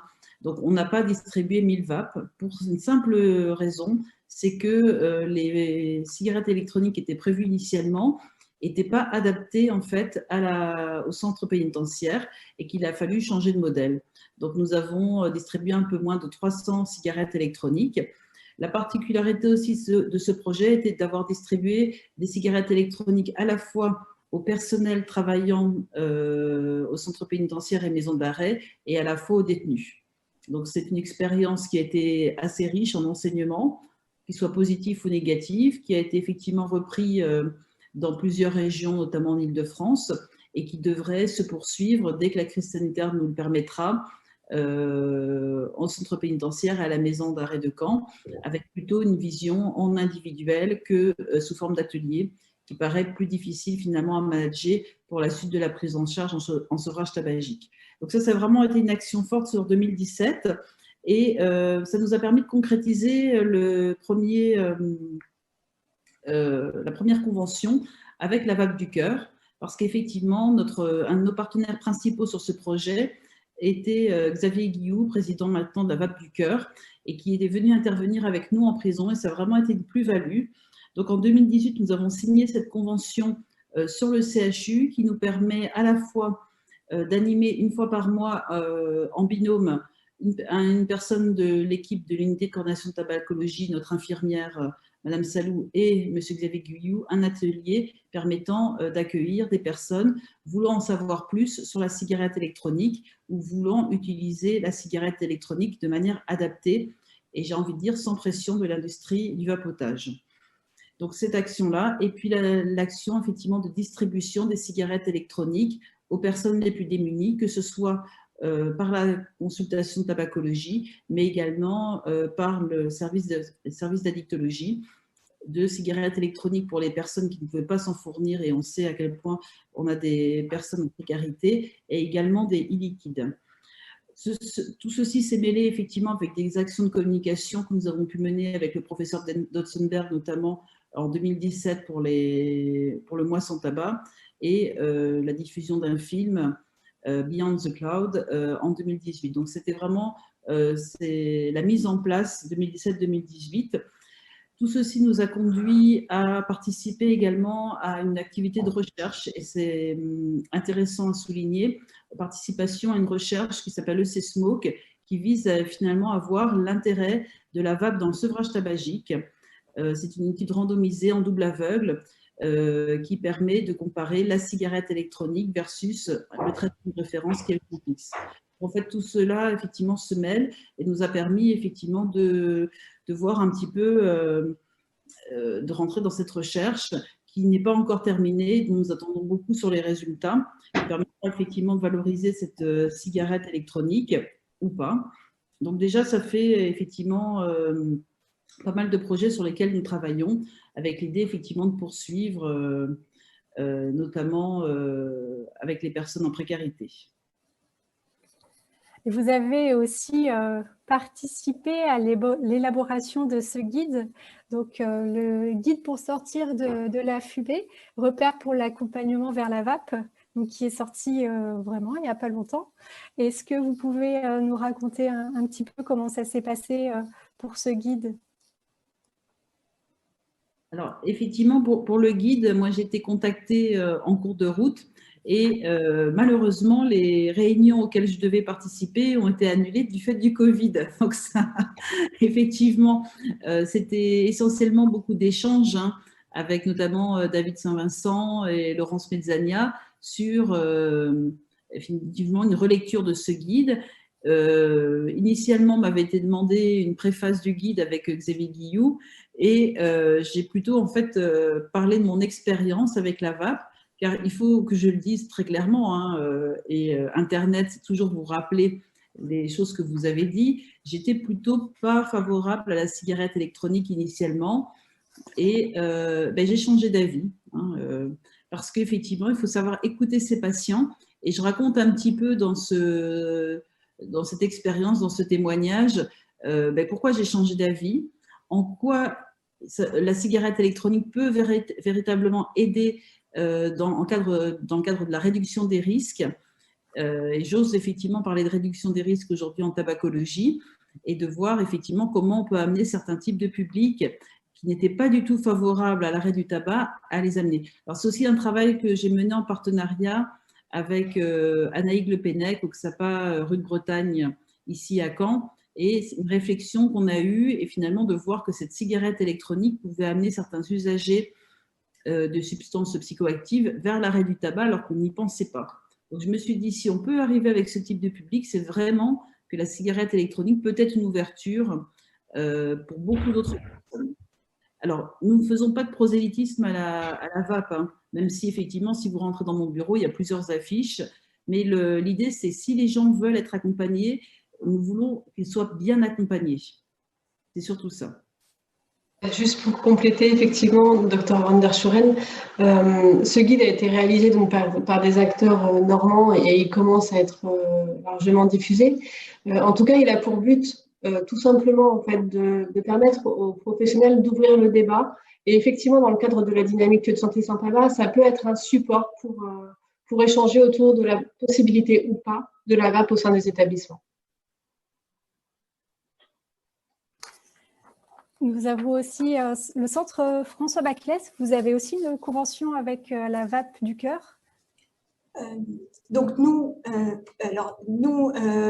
effectivement, comme vous l'avez dit, il faut que l'établissement se positionne en matière de VAP. Il faut qu'on ait un positionnement clair. Donc ça fait déjà quelques années qu'on y réfléchit, on y a réfléchi au moment de notre règlement intérieur, qu'est-ce qu'on permettait, qu'est-ce qu'on ne permettait pas. Là, on est en train de réfléchir aux espaces extérieurs, espaces fumeurs, espaces vapoteurs. Voilà. Ça, c'est encore une démarche dans laquelle on est. Effectivement, on a des patients qui arrêtent de fumer, qui utilisent une vapoteuse. Donc, il nous semble important, nous, d'être formés à cet accompagnement. Le but étant pas effectivement de faire la promotion, mais plutôt d'accompagner les patients qui ont effectivement choisi ce moyen pour arrêter de fumer. C'est important que les professionnels s'y connaissent un peu, si vous voulez. Il faut savoir conseiller un patient. Moi, je suis pneumologue, un patient qui me dit qu'il tousse avec une vapoteuse, et j'essaie de comprendre pourquoi, j'essaie de savoir si elle est mal réglée. Voilà, il faut que je lui apporte quelque chose. Quand on a un peu sous l'impulsion du docteur Van der Schuren qui avait passé cette convention avec la VAP du cœur, ça nous a paru très très intéressant et effectivement on a signé une convention avec eux l'an passé parce qu'on a défini un public un public de patients, disons un public cible de patients qui pourraient bénéficier peut-être de l'aide de la VAP du cœur. Ce sont nos patients qui ont des cancers ORL, qui sont souvent des patients qui sont un peu désocialisés, qui ont peu de revenus, qui cumulent souvent un alcoolisme, un tabagisme, et on aimerait pouvoir les aider dans un sevrage tabagique qui est très difficile, peut-être avec l'aide de la VAP et de la VAP du cœur. Donc, on a encore vraiment des champs d'action encore ouverts par rapport à la VAP et on a encore à travailler. Voilà. Et du coup, je vois le temps qui passe très, très, très vite. Donc, peut-être que nous allons poursuivre, mais un peu en accéléré, pour laisser la place aux questions du public qui, je pense, meurt d'envie d'obtenir des réponses. Donc, il y a un point important sur le parcours du patient. Comment intégrer les différents parcours, docteur Van der Schoeren? Alors, je pense qu'une notion clé, hein, et ça a été dit notamment par mes collègues de François Baclès, c'est l'équipe. Donc, c'est compliqué tout seul et on voit bien dans chacune des dynamiques qui a été dit que l'équipe est importante. Donc, nous, on est plusieurs, on a une infirmière, on est 2 médecins. Donc, ça nous permet d'intégrer à la fois, par exemple, le parcours de la procréation médicalement assistée.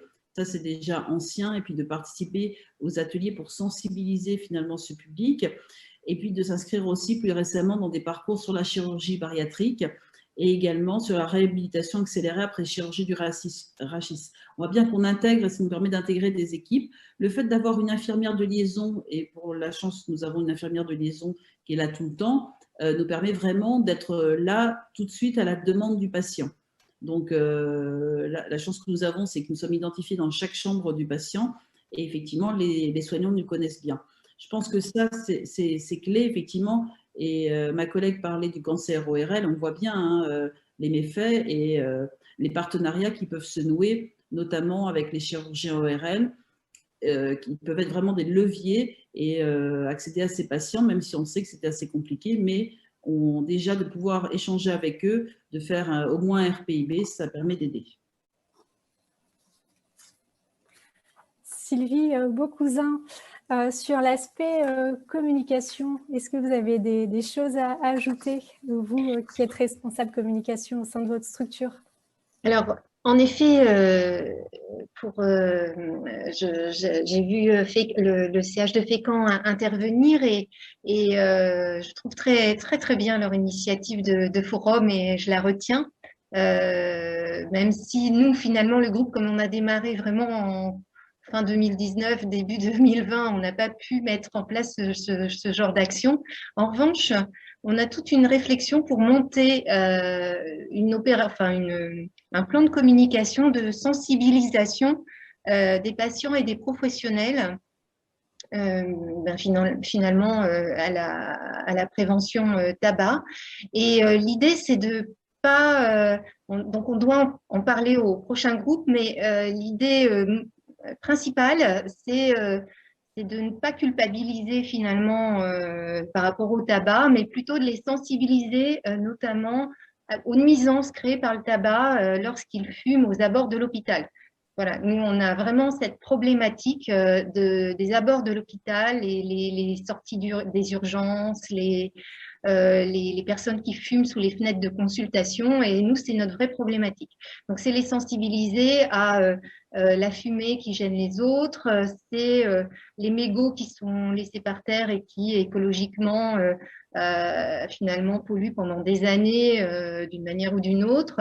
Donc finalement on va aborder toute cette communication sous l'angle de la citoyenneté, faire attention aux autres. Finalement vous fumez, mais faites attention aux nuisances et nous, c'est vraiment l'axe qu'on va développer.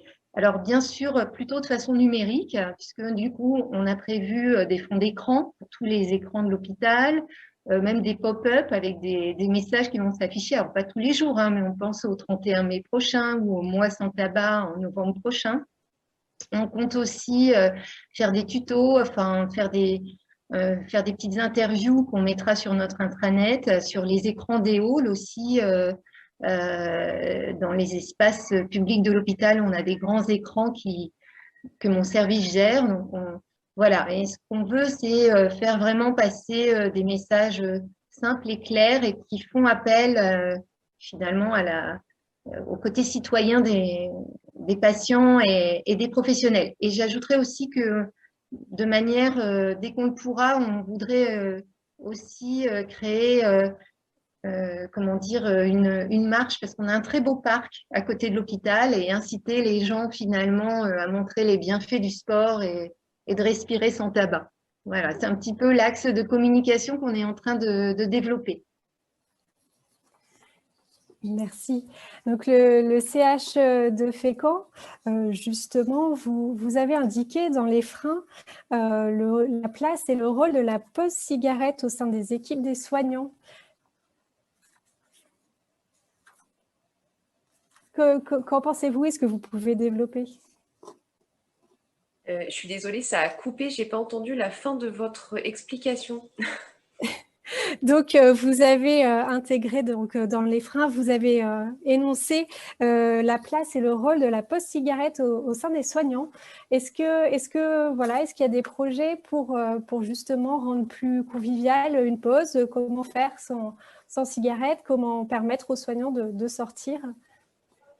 Alors, en fait, on a pu voir au moment de la réalisation de l'état des lieux tabagisme en blouse blanche que la pause cigarette, en fait, était bien au-delà du fait d'assouvir une addiction et que c'était des temps d'échange très informels, c'était des moments où on pouvait s'échapper d'un service pour des fumeurs, mais également pour des non-fumeurs. En fait, il y avait un accompagnement social autour de la cigarette.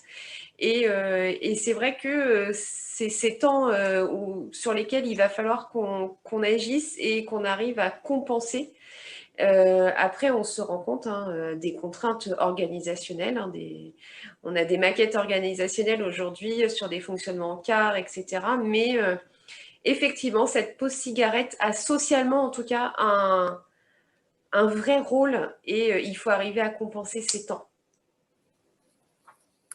Vous avez aussi d'autres freins que vous voudriez partager pour montrer que c'est pas forcément facile de s'engager sur la démarche et donc il y a plusieurs axes à travailler. Oui, on avait une méconnaissance de la présence d'une infirmière formée en tabacologie, par exemple. Son temps était très peu connu.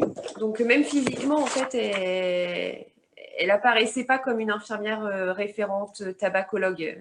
Elle avait d'autres missions et donc c'était ces missions qui prédominaient. On a aussi un service de XAPA qui est extérieur à l'hôpital, au centre hospitalier, et on se rend compte que les professionnels ne s'y déplacent pas. Donc, il y a peut-être aussi ce lien à faire avec ce service qui est à l'extérieur au niveau géographique. Et puis, bien évidemment, là, depuis 1 an maintenant, mais je pense qu'on est tous sur le même constat, cette crise sanitaire, en fait, a bien stoppé la dynamique interne qu'on avait réussi à mettre en place. Et aujourd'hui, clairement, il y a tellement de contraintes liées à cette crise que ça passe au second plan, clairement. D'accord. Je vous propose de passer au temps de questions du public. Vous pourrez aussi énoncer différentes perspectives que vous avez pour la suite à ce moment-là. Mais je laisse la parole à Laurence. Oui, alors merci pour vos questions qui ont été nombreuses. Il y a une première question qui est de comment convaincre, entre guillemets, l'établissement, la direction de l'établissement pour mettre en place le premier COPIL. Qui rejoint une autre question. Voilà, quel argumentaire?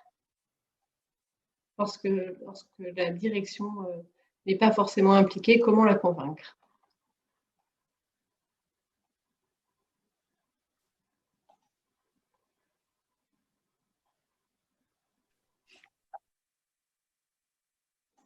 On peut répondre à Baclès à Caen. Alors c'est vrai que nous, on a eu la chance d'avoir une direction qui tout de suite nous a beaucoup accompagnés et ça a été très important pour moi sans tabac. Et à cause de ça, on a pu faire, grâce à ça, on a pu faire un accompagnement à destination des personnels. Donc effectivement, travailler avec les personnels fumeurs, faire des actions à leur niveau. Donc ça a beaucoup intéressé la direction des soins qui nous a beaucoup suivis. Donc, à partir de là, la direction des soins a continué à nous accompagner, a voulu faire partie du COPIL. Et puis, c'est vrai que quand il y a eu notre démarche de certification qui donne lieu à un label, ça a tout de suite intéressé la direction parce qu'effectivement, ça donne une visibilité à l'établissement. Donc là, on profite aussi du plan cancer ou des plans où la prévention devient très importante. Les établissements vont devoir répondre quand même, comme déjà devaient répondre, mais doivent répondre à tout un cahier des charges. Hein. Donc là, les directions doivent être quand même complètement impliquées là-dedans. C'est un devoir, en fait. Hein. Merci. Oui, je veux bien effectivement dire un petit mot, même si la démarche s'est instaurée depuis 1994, parce qu'effectivement, il y avait un médecin ici, le docteur Lemaître, qui était très impliqué. On voit bien que ça va beaucoup aussi dépendre des directeurs, on l'a bien dit, il y a des moments où c'est plus actif que d'autres. On avait la chance d'avoir un directeur, effectivement, qui était déjà administrateur au RESPAD avant de venir ici, qui a souhaité effectivement qu'on soit également administrateur au RESPAD et qui, en ayant quitté le CHU, est encore administrateur au RESPAD aujourd'hui. Pour ne pas le citer, c'est Christophe Cassel. Et effectivement, ça favorise des dynamiques. Après, ce que j'ai pu constater en ayant circulé un peu sur l'ancienne Basse-Normandie, c'est que le fait de mettre en place ces lieux de santé sans tabac et la politique volontariste, effectivement, de l'ARS, la promotion que vous faites, la promotion Santé Normandie, font qu'il y a un véritable intérêt parce qu'effectivement, ça va rentrer dans la certification. Et on voit bien qu'il y a une modification là qui s'opère actuellement avec des demandes notamment d'établissements qui ne se sentaient pas forcément concernés. Et je pense notamment aux établissements psychiatriques où là, il y a, et en plus du personnel qui est de plus en plus formé et qui a envie en fait de mettre en œuvre ce qu'il a appris. Merci. On a une question également sur la stratégie de diffusion des enquêtes et avec un petit mot pour féliciter le CHU de Caen sur le nombre d'enquêtes remplies. Du coup, quelle a été votre stratégie de diffusion? Merci, service sanitaire. Effectivement, quand il y a eu la première édition du service sanitaire, on a candidaté pour avoir des étudiants et je voulais leur proposer une véritable action de promotion de la santé et de prévention. Et donc, on les a fait construire, en fait, enfin, pas le questionnaire parce qu'il nous a été donné par le RESPAD, mais on les a fait réfléchir à comment souhaitaient-ils diffuser, en fait, cette enquête.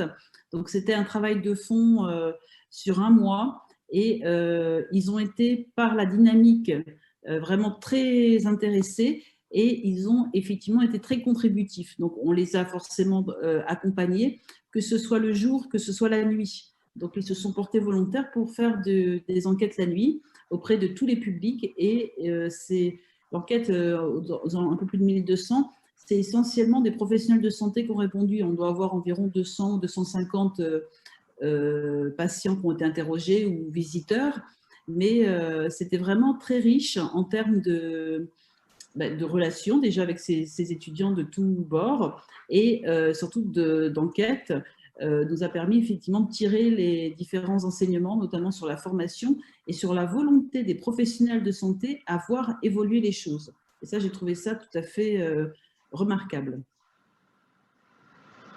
Merci. Une autre question sur comment avez-vous fait pour motiver les personnels impliqués dans le comité de pilotage? Quelle communication et dans quelle dynamique? C'était surtout eux qui, enfin, dans le cas du groupe hospitalier du Havre, en tout cas, c'était, ça a poussé vers le bas justement pour qu'il y ait par la direction en fait une prise en compte, une coordination sur la prévention tabac. Et finalement, personnellement, on n'a eu aucun souci au GHH pour constituer le groupe parce qu'il y avait un nombre important de nouvelles personnes qui étaient des éléments moteurs. C'est ce que j'expliquais tout à l'heure, c'était que finalement, on a eu une période dans les années 2010 jusqu'à 2018-2019 où il y avait moins de personnes moteurs et puis tout d'un coup, il y a tout un groupe de personnes qui sont arrivées, qui étaient moteurs et qui ont constitué le comité d'eux-mêmes. Après, bien sûr, on a rapproché d'autres personnes comme la médecine de santé au travail, certains médecins de pédiatrie ou de maternité. Mais ce que je veux dire, c'est que finalement, au GHH, on n'a pas un problème de motivation parce qu'on a déjà des infirmiers, des cadres des administratifs qui sont venus d'eux-mêmes nous dire qu'il fallait reconstituer ce groupe. Merci. Je vais juste répondre au CH de Chambéry qui pose des questions par rapport aux formations RPIB Tabac. Sont-elles accessibles à tous? Oui. Alors, nous, en région, en tout cas, on a ciblé les établissements prioritaires, donc les 20 établissements prioritaires de 2019 et les 20 de 2020, en ciblant, si possible, une personne de service de périnate et une personne d'un autre service hospitalier, donc 2 personnes par établissement. Ces formations ne sont pas payantes. Voilà pour le CH de Chambéry. J'ai une autre question sur, s'agissant de l'évaluation, quelles sont les modalités prévues au sein des établissements? Comment évaluez-vous l'impact de votre démarche au sein de votre établissement? Je me permets aussi assez rapidement de répondre à cette question parce qu'en fait, l'audit qui est mis en place, qui est proposé par le RESPAD, peut être un outil d'évaluation. Peut-être que les CH autour de la table ou autour de l'écran pourront compléter, mais ça peut être un outil qui permet effectivement de voir comment la démarche évolue au sein de l'établissement, cet audit peut être complété tous les ans ou tous les 2 ans. Oui. Voilà, je ne sais pas si quelqu'un veut compléter autour de l'écran. Oui, mais je trouve effectivement, c'est ce qu'on a fait, on a fait ce choix-là, d'utiliser l'enquête avec la direction qualité notamment, pour voir l'évolution, effectivement, et ça nous permet d'avoir toujours la même base de données. Donc, effectivement, c'est une méthode assez facile, en fait, j'ai envie de dire. Ensuite, j'ai une question. Quels sont les outils de suivi mis en place par les établissements pour assurer le suivi des actions portées dans le cadre de la dynamique lieu de santé sans tabac? Ça revient un petit peu à la question finalement sur l'audit. Au niveau du CHICAM à Alençon, arrivez-vous à avancer sur la démarche avec la crise sanitaire car nous avons tout mis en arrêt suite au dernier COPIL. Avez-vous réalisé les enquêtes, mais après comment nous avons réalisé les enquêtes, pardon, mais après comment avancer? Avez-vous ciblé des thématiques, travaillé par groupe de travail ou quelle a été la stratégie? Du coup, nous, au CH de Fécamp, j'interviens, on est un petit peu aussi en pause avec le contexte sanitaire. C'est pas évident d'avancer au niveau de l'hôpital. Du coup, notre nouvelle perspective au niveau d'un nouveau projet, c'est de mettre dans la boucle les écoles de santé sans tabac, puisqu'on a un IFSI et un IFAS au sein de l'hôpital. Et donc, l'idée, c'est de lancer cette dynamique-là au sein de l'IFSI. Merci. Juste pour faire un petit commentaire, effectivement, c'est une année qui n'est pas forcément évidente et beaucoup d'entre nous ont dû participer aussi bien aux unités Covid que maintenant au centre de vaccination. Malgré tout, j'ai envie de dire, le tabac reste tout de même un problème de santé majeur et ça, il ne faut pas lâcher les choses. Et on essaye, par exemple, pour la prochaine journée mondiale sans tabac, il y aura effectivement le webinaire qu'on essaye de mettre en place, hein, je regarde Laurence, sur la vape, et du coup essayer malgré tout de faire des actions, mais différemment. On ne va pas pouvoir être dans le hall comme d'habitude à sensibiliser le public. Donc effectivement, travailler sur des vidéos avec la direction, la communication, pour essayer de montrer ce que peut être une consultation d'aide au sevrage tabagique, essayer d'avoir des actions positives surtout, des petits jeux qu'on mettra sur les plateaux des patients le jour de la journée mondiale sans tabac, et effectivement, malgré tout, rester là en fond pour que, au moment où ça va redémarrer, on ait effectivement des idées et qu'on puisse tout de suite relancer la dynamique. Merci. Une autre question sur l'idée d'un affichage sur l'accessibilité à des consultations Elsa ou Tabaco serait plutôt intéressant soit à l'entrée, soit directement dans le service ou dans les chambres. Est-ce que ceci vous semble envisageable? La question est ciblée particulièrement sur le CH du Havre. Alors, sur une signalétique qui identifierait mieux la consultation tabac, si je comprends bien la question. Oui, les consultations tabac, peut-être par voilà, un affichage pour orienter les gens vers les consultations tabac, soit à différents endroits au sein du CH. Ça peut être dans les chambres. Je crois que ça a été fait dans les chambres du service de périnate au CHU de Caen. Mais là, ça parle des chambres, ça parle de l'entrée de l'hôpital ou à l'entrée des services. Alors oui, en effet, une signalétique en soi, la consultation d'aide à l'arrêt du tabac, elle est au sein de notre zone consultation, identifiée, je crois, à côté des, j'en suis sûre, à côté des consultations de pneumologie. J'ai pas la signalétique en tête comme cela, mais ça peut être vu, pourquoi pas, en effet, il faudra que j'en parle au groupe. Mais de manière plus générale, et je rebondis d'ailleurs sur la précédente intervention, je pense que nous, depuis un an, en communication, on a beaucoup développé en lien avec notre personnel les outils numériques. Donc, on a une lettre numérique qui est très suivie en interne. On est très suivi sur nos pages Facebook ou sur notre compte Twitter, aussi par du personnel du GHH comme par des usagers, et on communique beaucoup par ce biais. On a des écrans dans nos halls, et du coup, c'est là qu'on souhaite vraiment faire passer des messages de prévention, mais aussi mieux identifier et rendre plus lisible la consultation d'aide à l'arrêt du tabac. On l'avait déjà fait il y a quelques années en diffusant largement des petits papillons présentant. On avait fait ça partout dans l'hôpital. On avait fait des petits papillons de présentation de cette consultation d'aide à l'arrêt du tabac. Puis ça s'est arrêté. Et là, cette fois, en effet, le projet, c'est vraiment de la valoriser sous forme numérique, mais pas forcément sous forme de signalétique.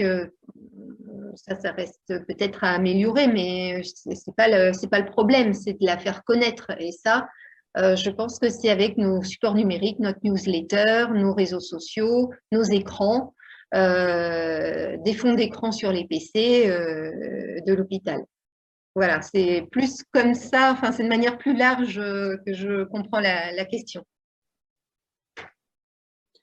J'espère que j'ai bien répondu à la personne. On a une question sur comment financer au sein des établissements le temps de RH, de coordination milieu de santé sans tabac.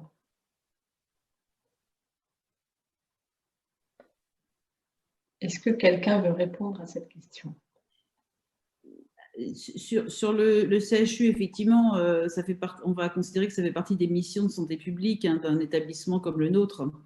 Donc, la facilité, c'est qu'on a une unité de coordination de tabacologie. Donc, effectivement, on a déjà un point d'ancrage.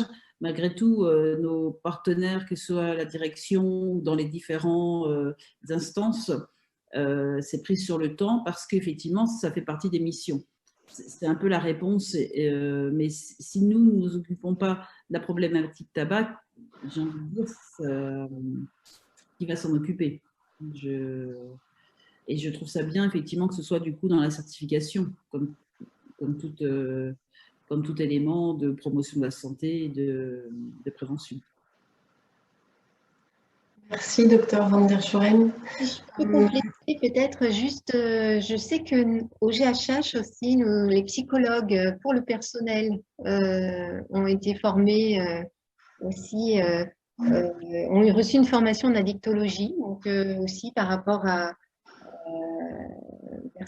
aux professionnels qu'elles peuvent recevoir. C'est un temps RH qui, bien sûr, qui énonce plein de possibilités, mais le tabac en fait partie, la formation de ces psychologues à l'addictologie en fait partie aussi. C'est un temps RH quand même, finalement, qui est dédié. Donc, ça relève du financement de l'hôpital. Oui. Merci beaucoup pour vos questions, pour vos réponses également. Du coup, je vais redonner la parole à Thomas Auvergnat, Monsieur Auvergnat, pour la conclusion de ce webinaire. Donc, comme il est 14h32, je vais faire très très vite. vous remercier toutes et tous, en particulier évidemment les équipes du RESPAD de Promotion Santé Normandie et l'ensemble des membres qui participent au COPIL régional tabac, l'ensemble des équipes qui ont été associées pour préparer ce webinaire et faire qu'il existe, qu'il existe pour de vrai malgré les conditions. Ça fait 1 an qu'on l'attend et qu'on on souhaite maintenir en vie cette démarche pour espérer, une fois les beaux jours revenus, qu'on pourra avancer plus concrètement. Je voudrais juste signaler 2 choses avant la fin. En rappeler que si on définit une liste d'établissements dits prioritaires pour mettre en place cette démarche, ce n'est pas une liste exclusive. Vous savez qu'on s'amuse beaucoup sur la notion de prioritaire en France en ce moment, mais je tiens vraiment à indiquer aux établissements qui ne seraient pas sur cette liste prioritaire, mais qui auraient l'opportunité d'avoir une dynamique interne qui soit favorable à la démarche. Il ne faut pas hésiter, il faut venir nous voir et on pourra vous soutenir. Et puis, 2e chose, vraiment pour conclure, vous aurez compris que le sens de cette démarche, c'est absolument d'éviter de porter une démarche qui soit isolée. Je pense que ça peut être très beau quand on est volontaire sur ce sujet, parfois en tant qu'infirmière ou médecin formé en tabacologie ou membre d'une équipe d'addictologie, de vouloir porter une démarche, mais si on est tout seul, s'il n'y a pas un portage institutionnel, s'il n'y a pas la direction, s'il n'y a pas l'ensemble des services support et une démarche qui permette effectivement d'avancer collectivement et de ne pas faire porter la démarche sur une personne, un temps, de pouvoir éviter justement les questions qu'on a entendues sur mais du coup, quel financement pour avoir un temps RH spécifique? Ce n'est pas un temps RH spécifique, c'est un portage collectif. Quand on dit qu'il y a 15% de la mortalité en région et 25% des publics qui fréquentent les hôpitaux qui sont touchés par le tabagisme, ça veut dire que ça fait partie des missions premières en réalité de l'hôpital. Alors bien sûr, on est là pour accompagner les choses, les accompagner pour favoriser la démarche méthodologique, pour favoriser aussi le développement des actions. On a rappelé l'existence du fonds addiction. C'est des choses dont on peut discuter une fois que l'essentiel est là. Et l'essentiel, c'est l'implication institutionnelle et le fait d'avoir ce travail méthodologique en amont. Donc encore merci à toutes et à tous et puis à très bientôt, j'espère, quand on aura un petit peu de temps tous pour mettre en place les choses, pour développer tout plein de démarches biosanté sans tabac en Normandie. Bonne journée à tous. Merci beaucoup. Au revoir.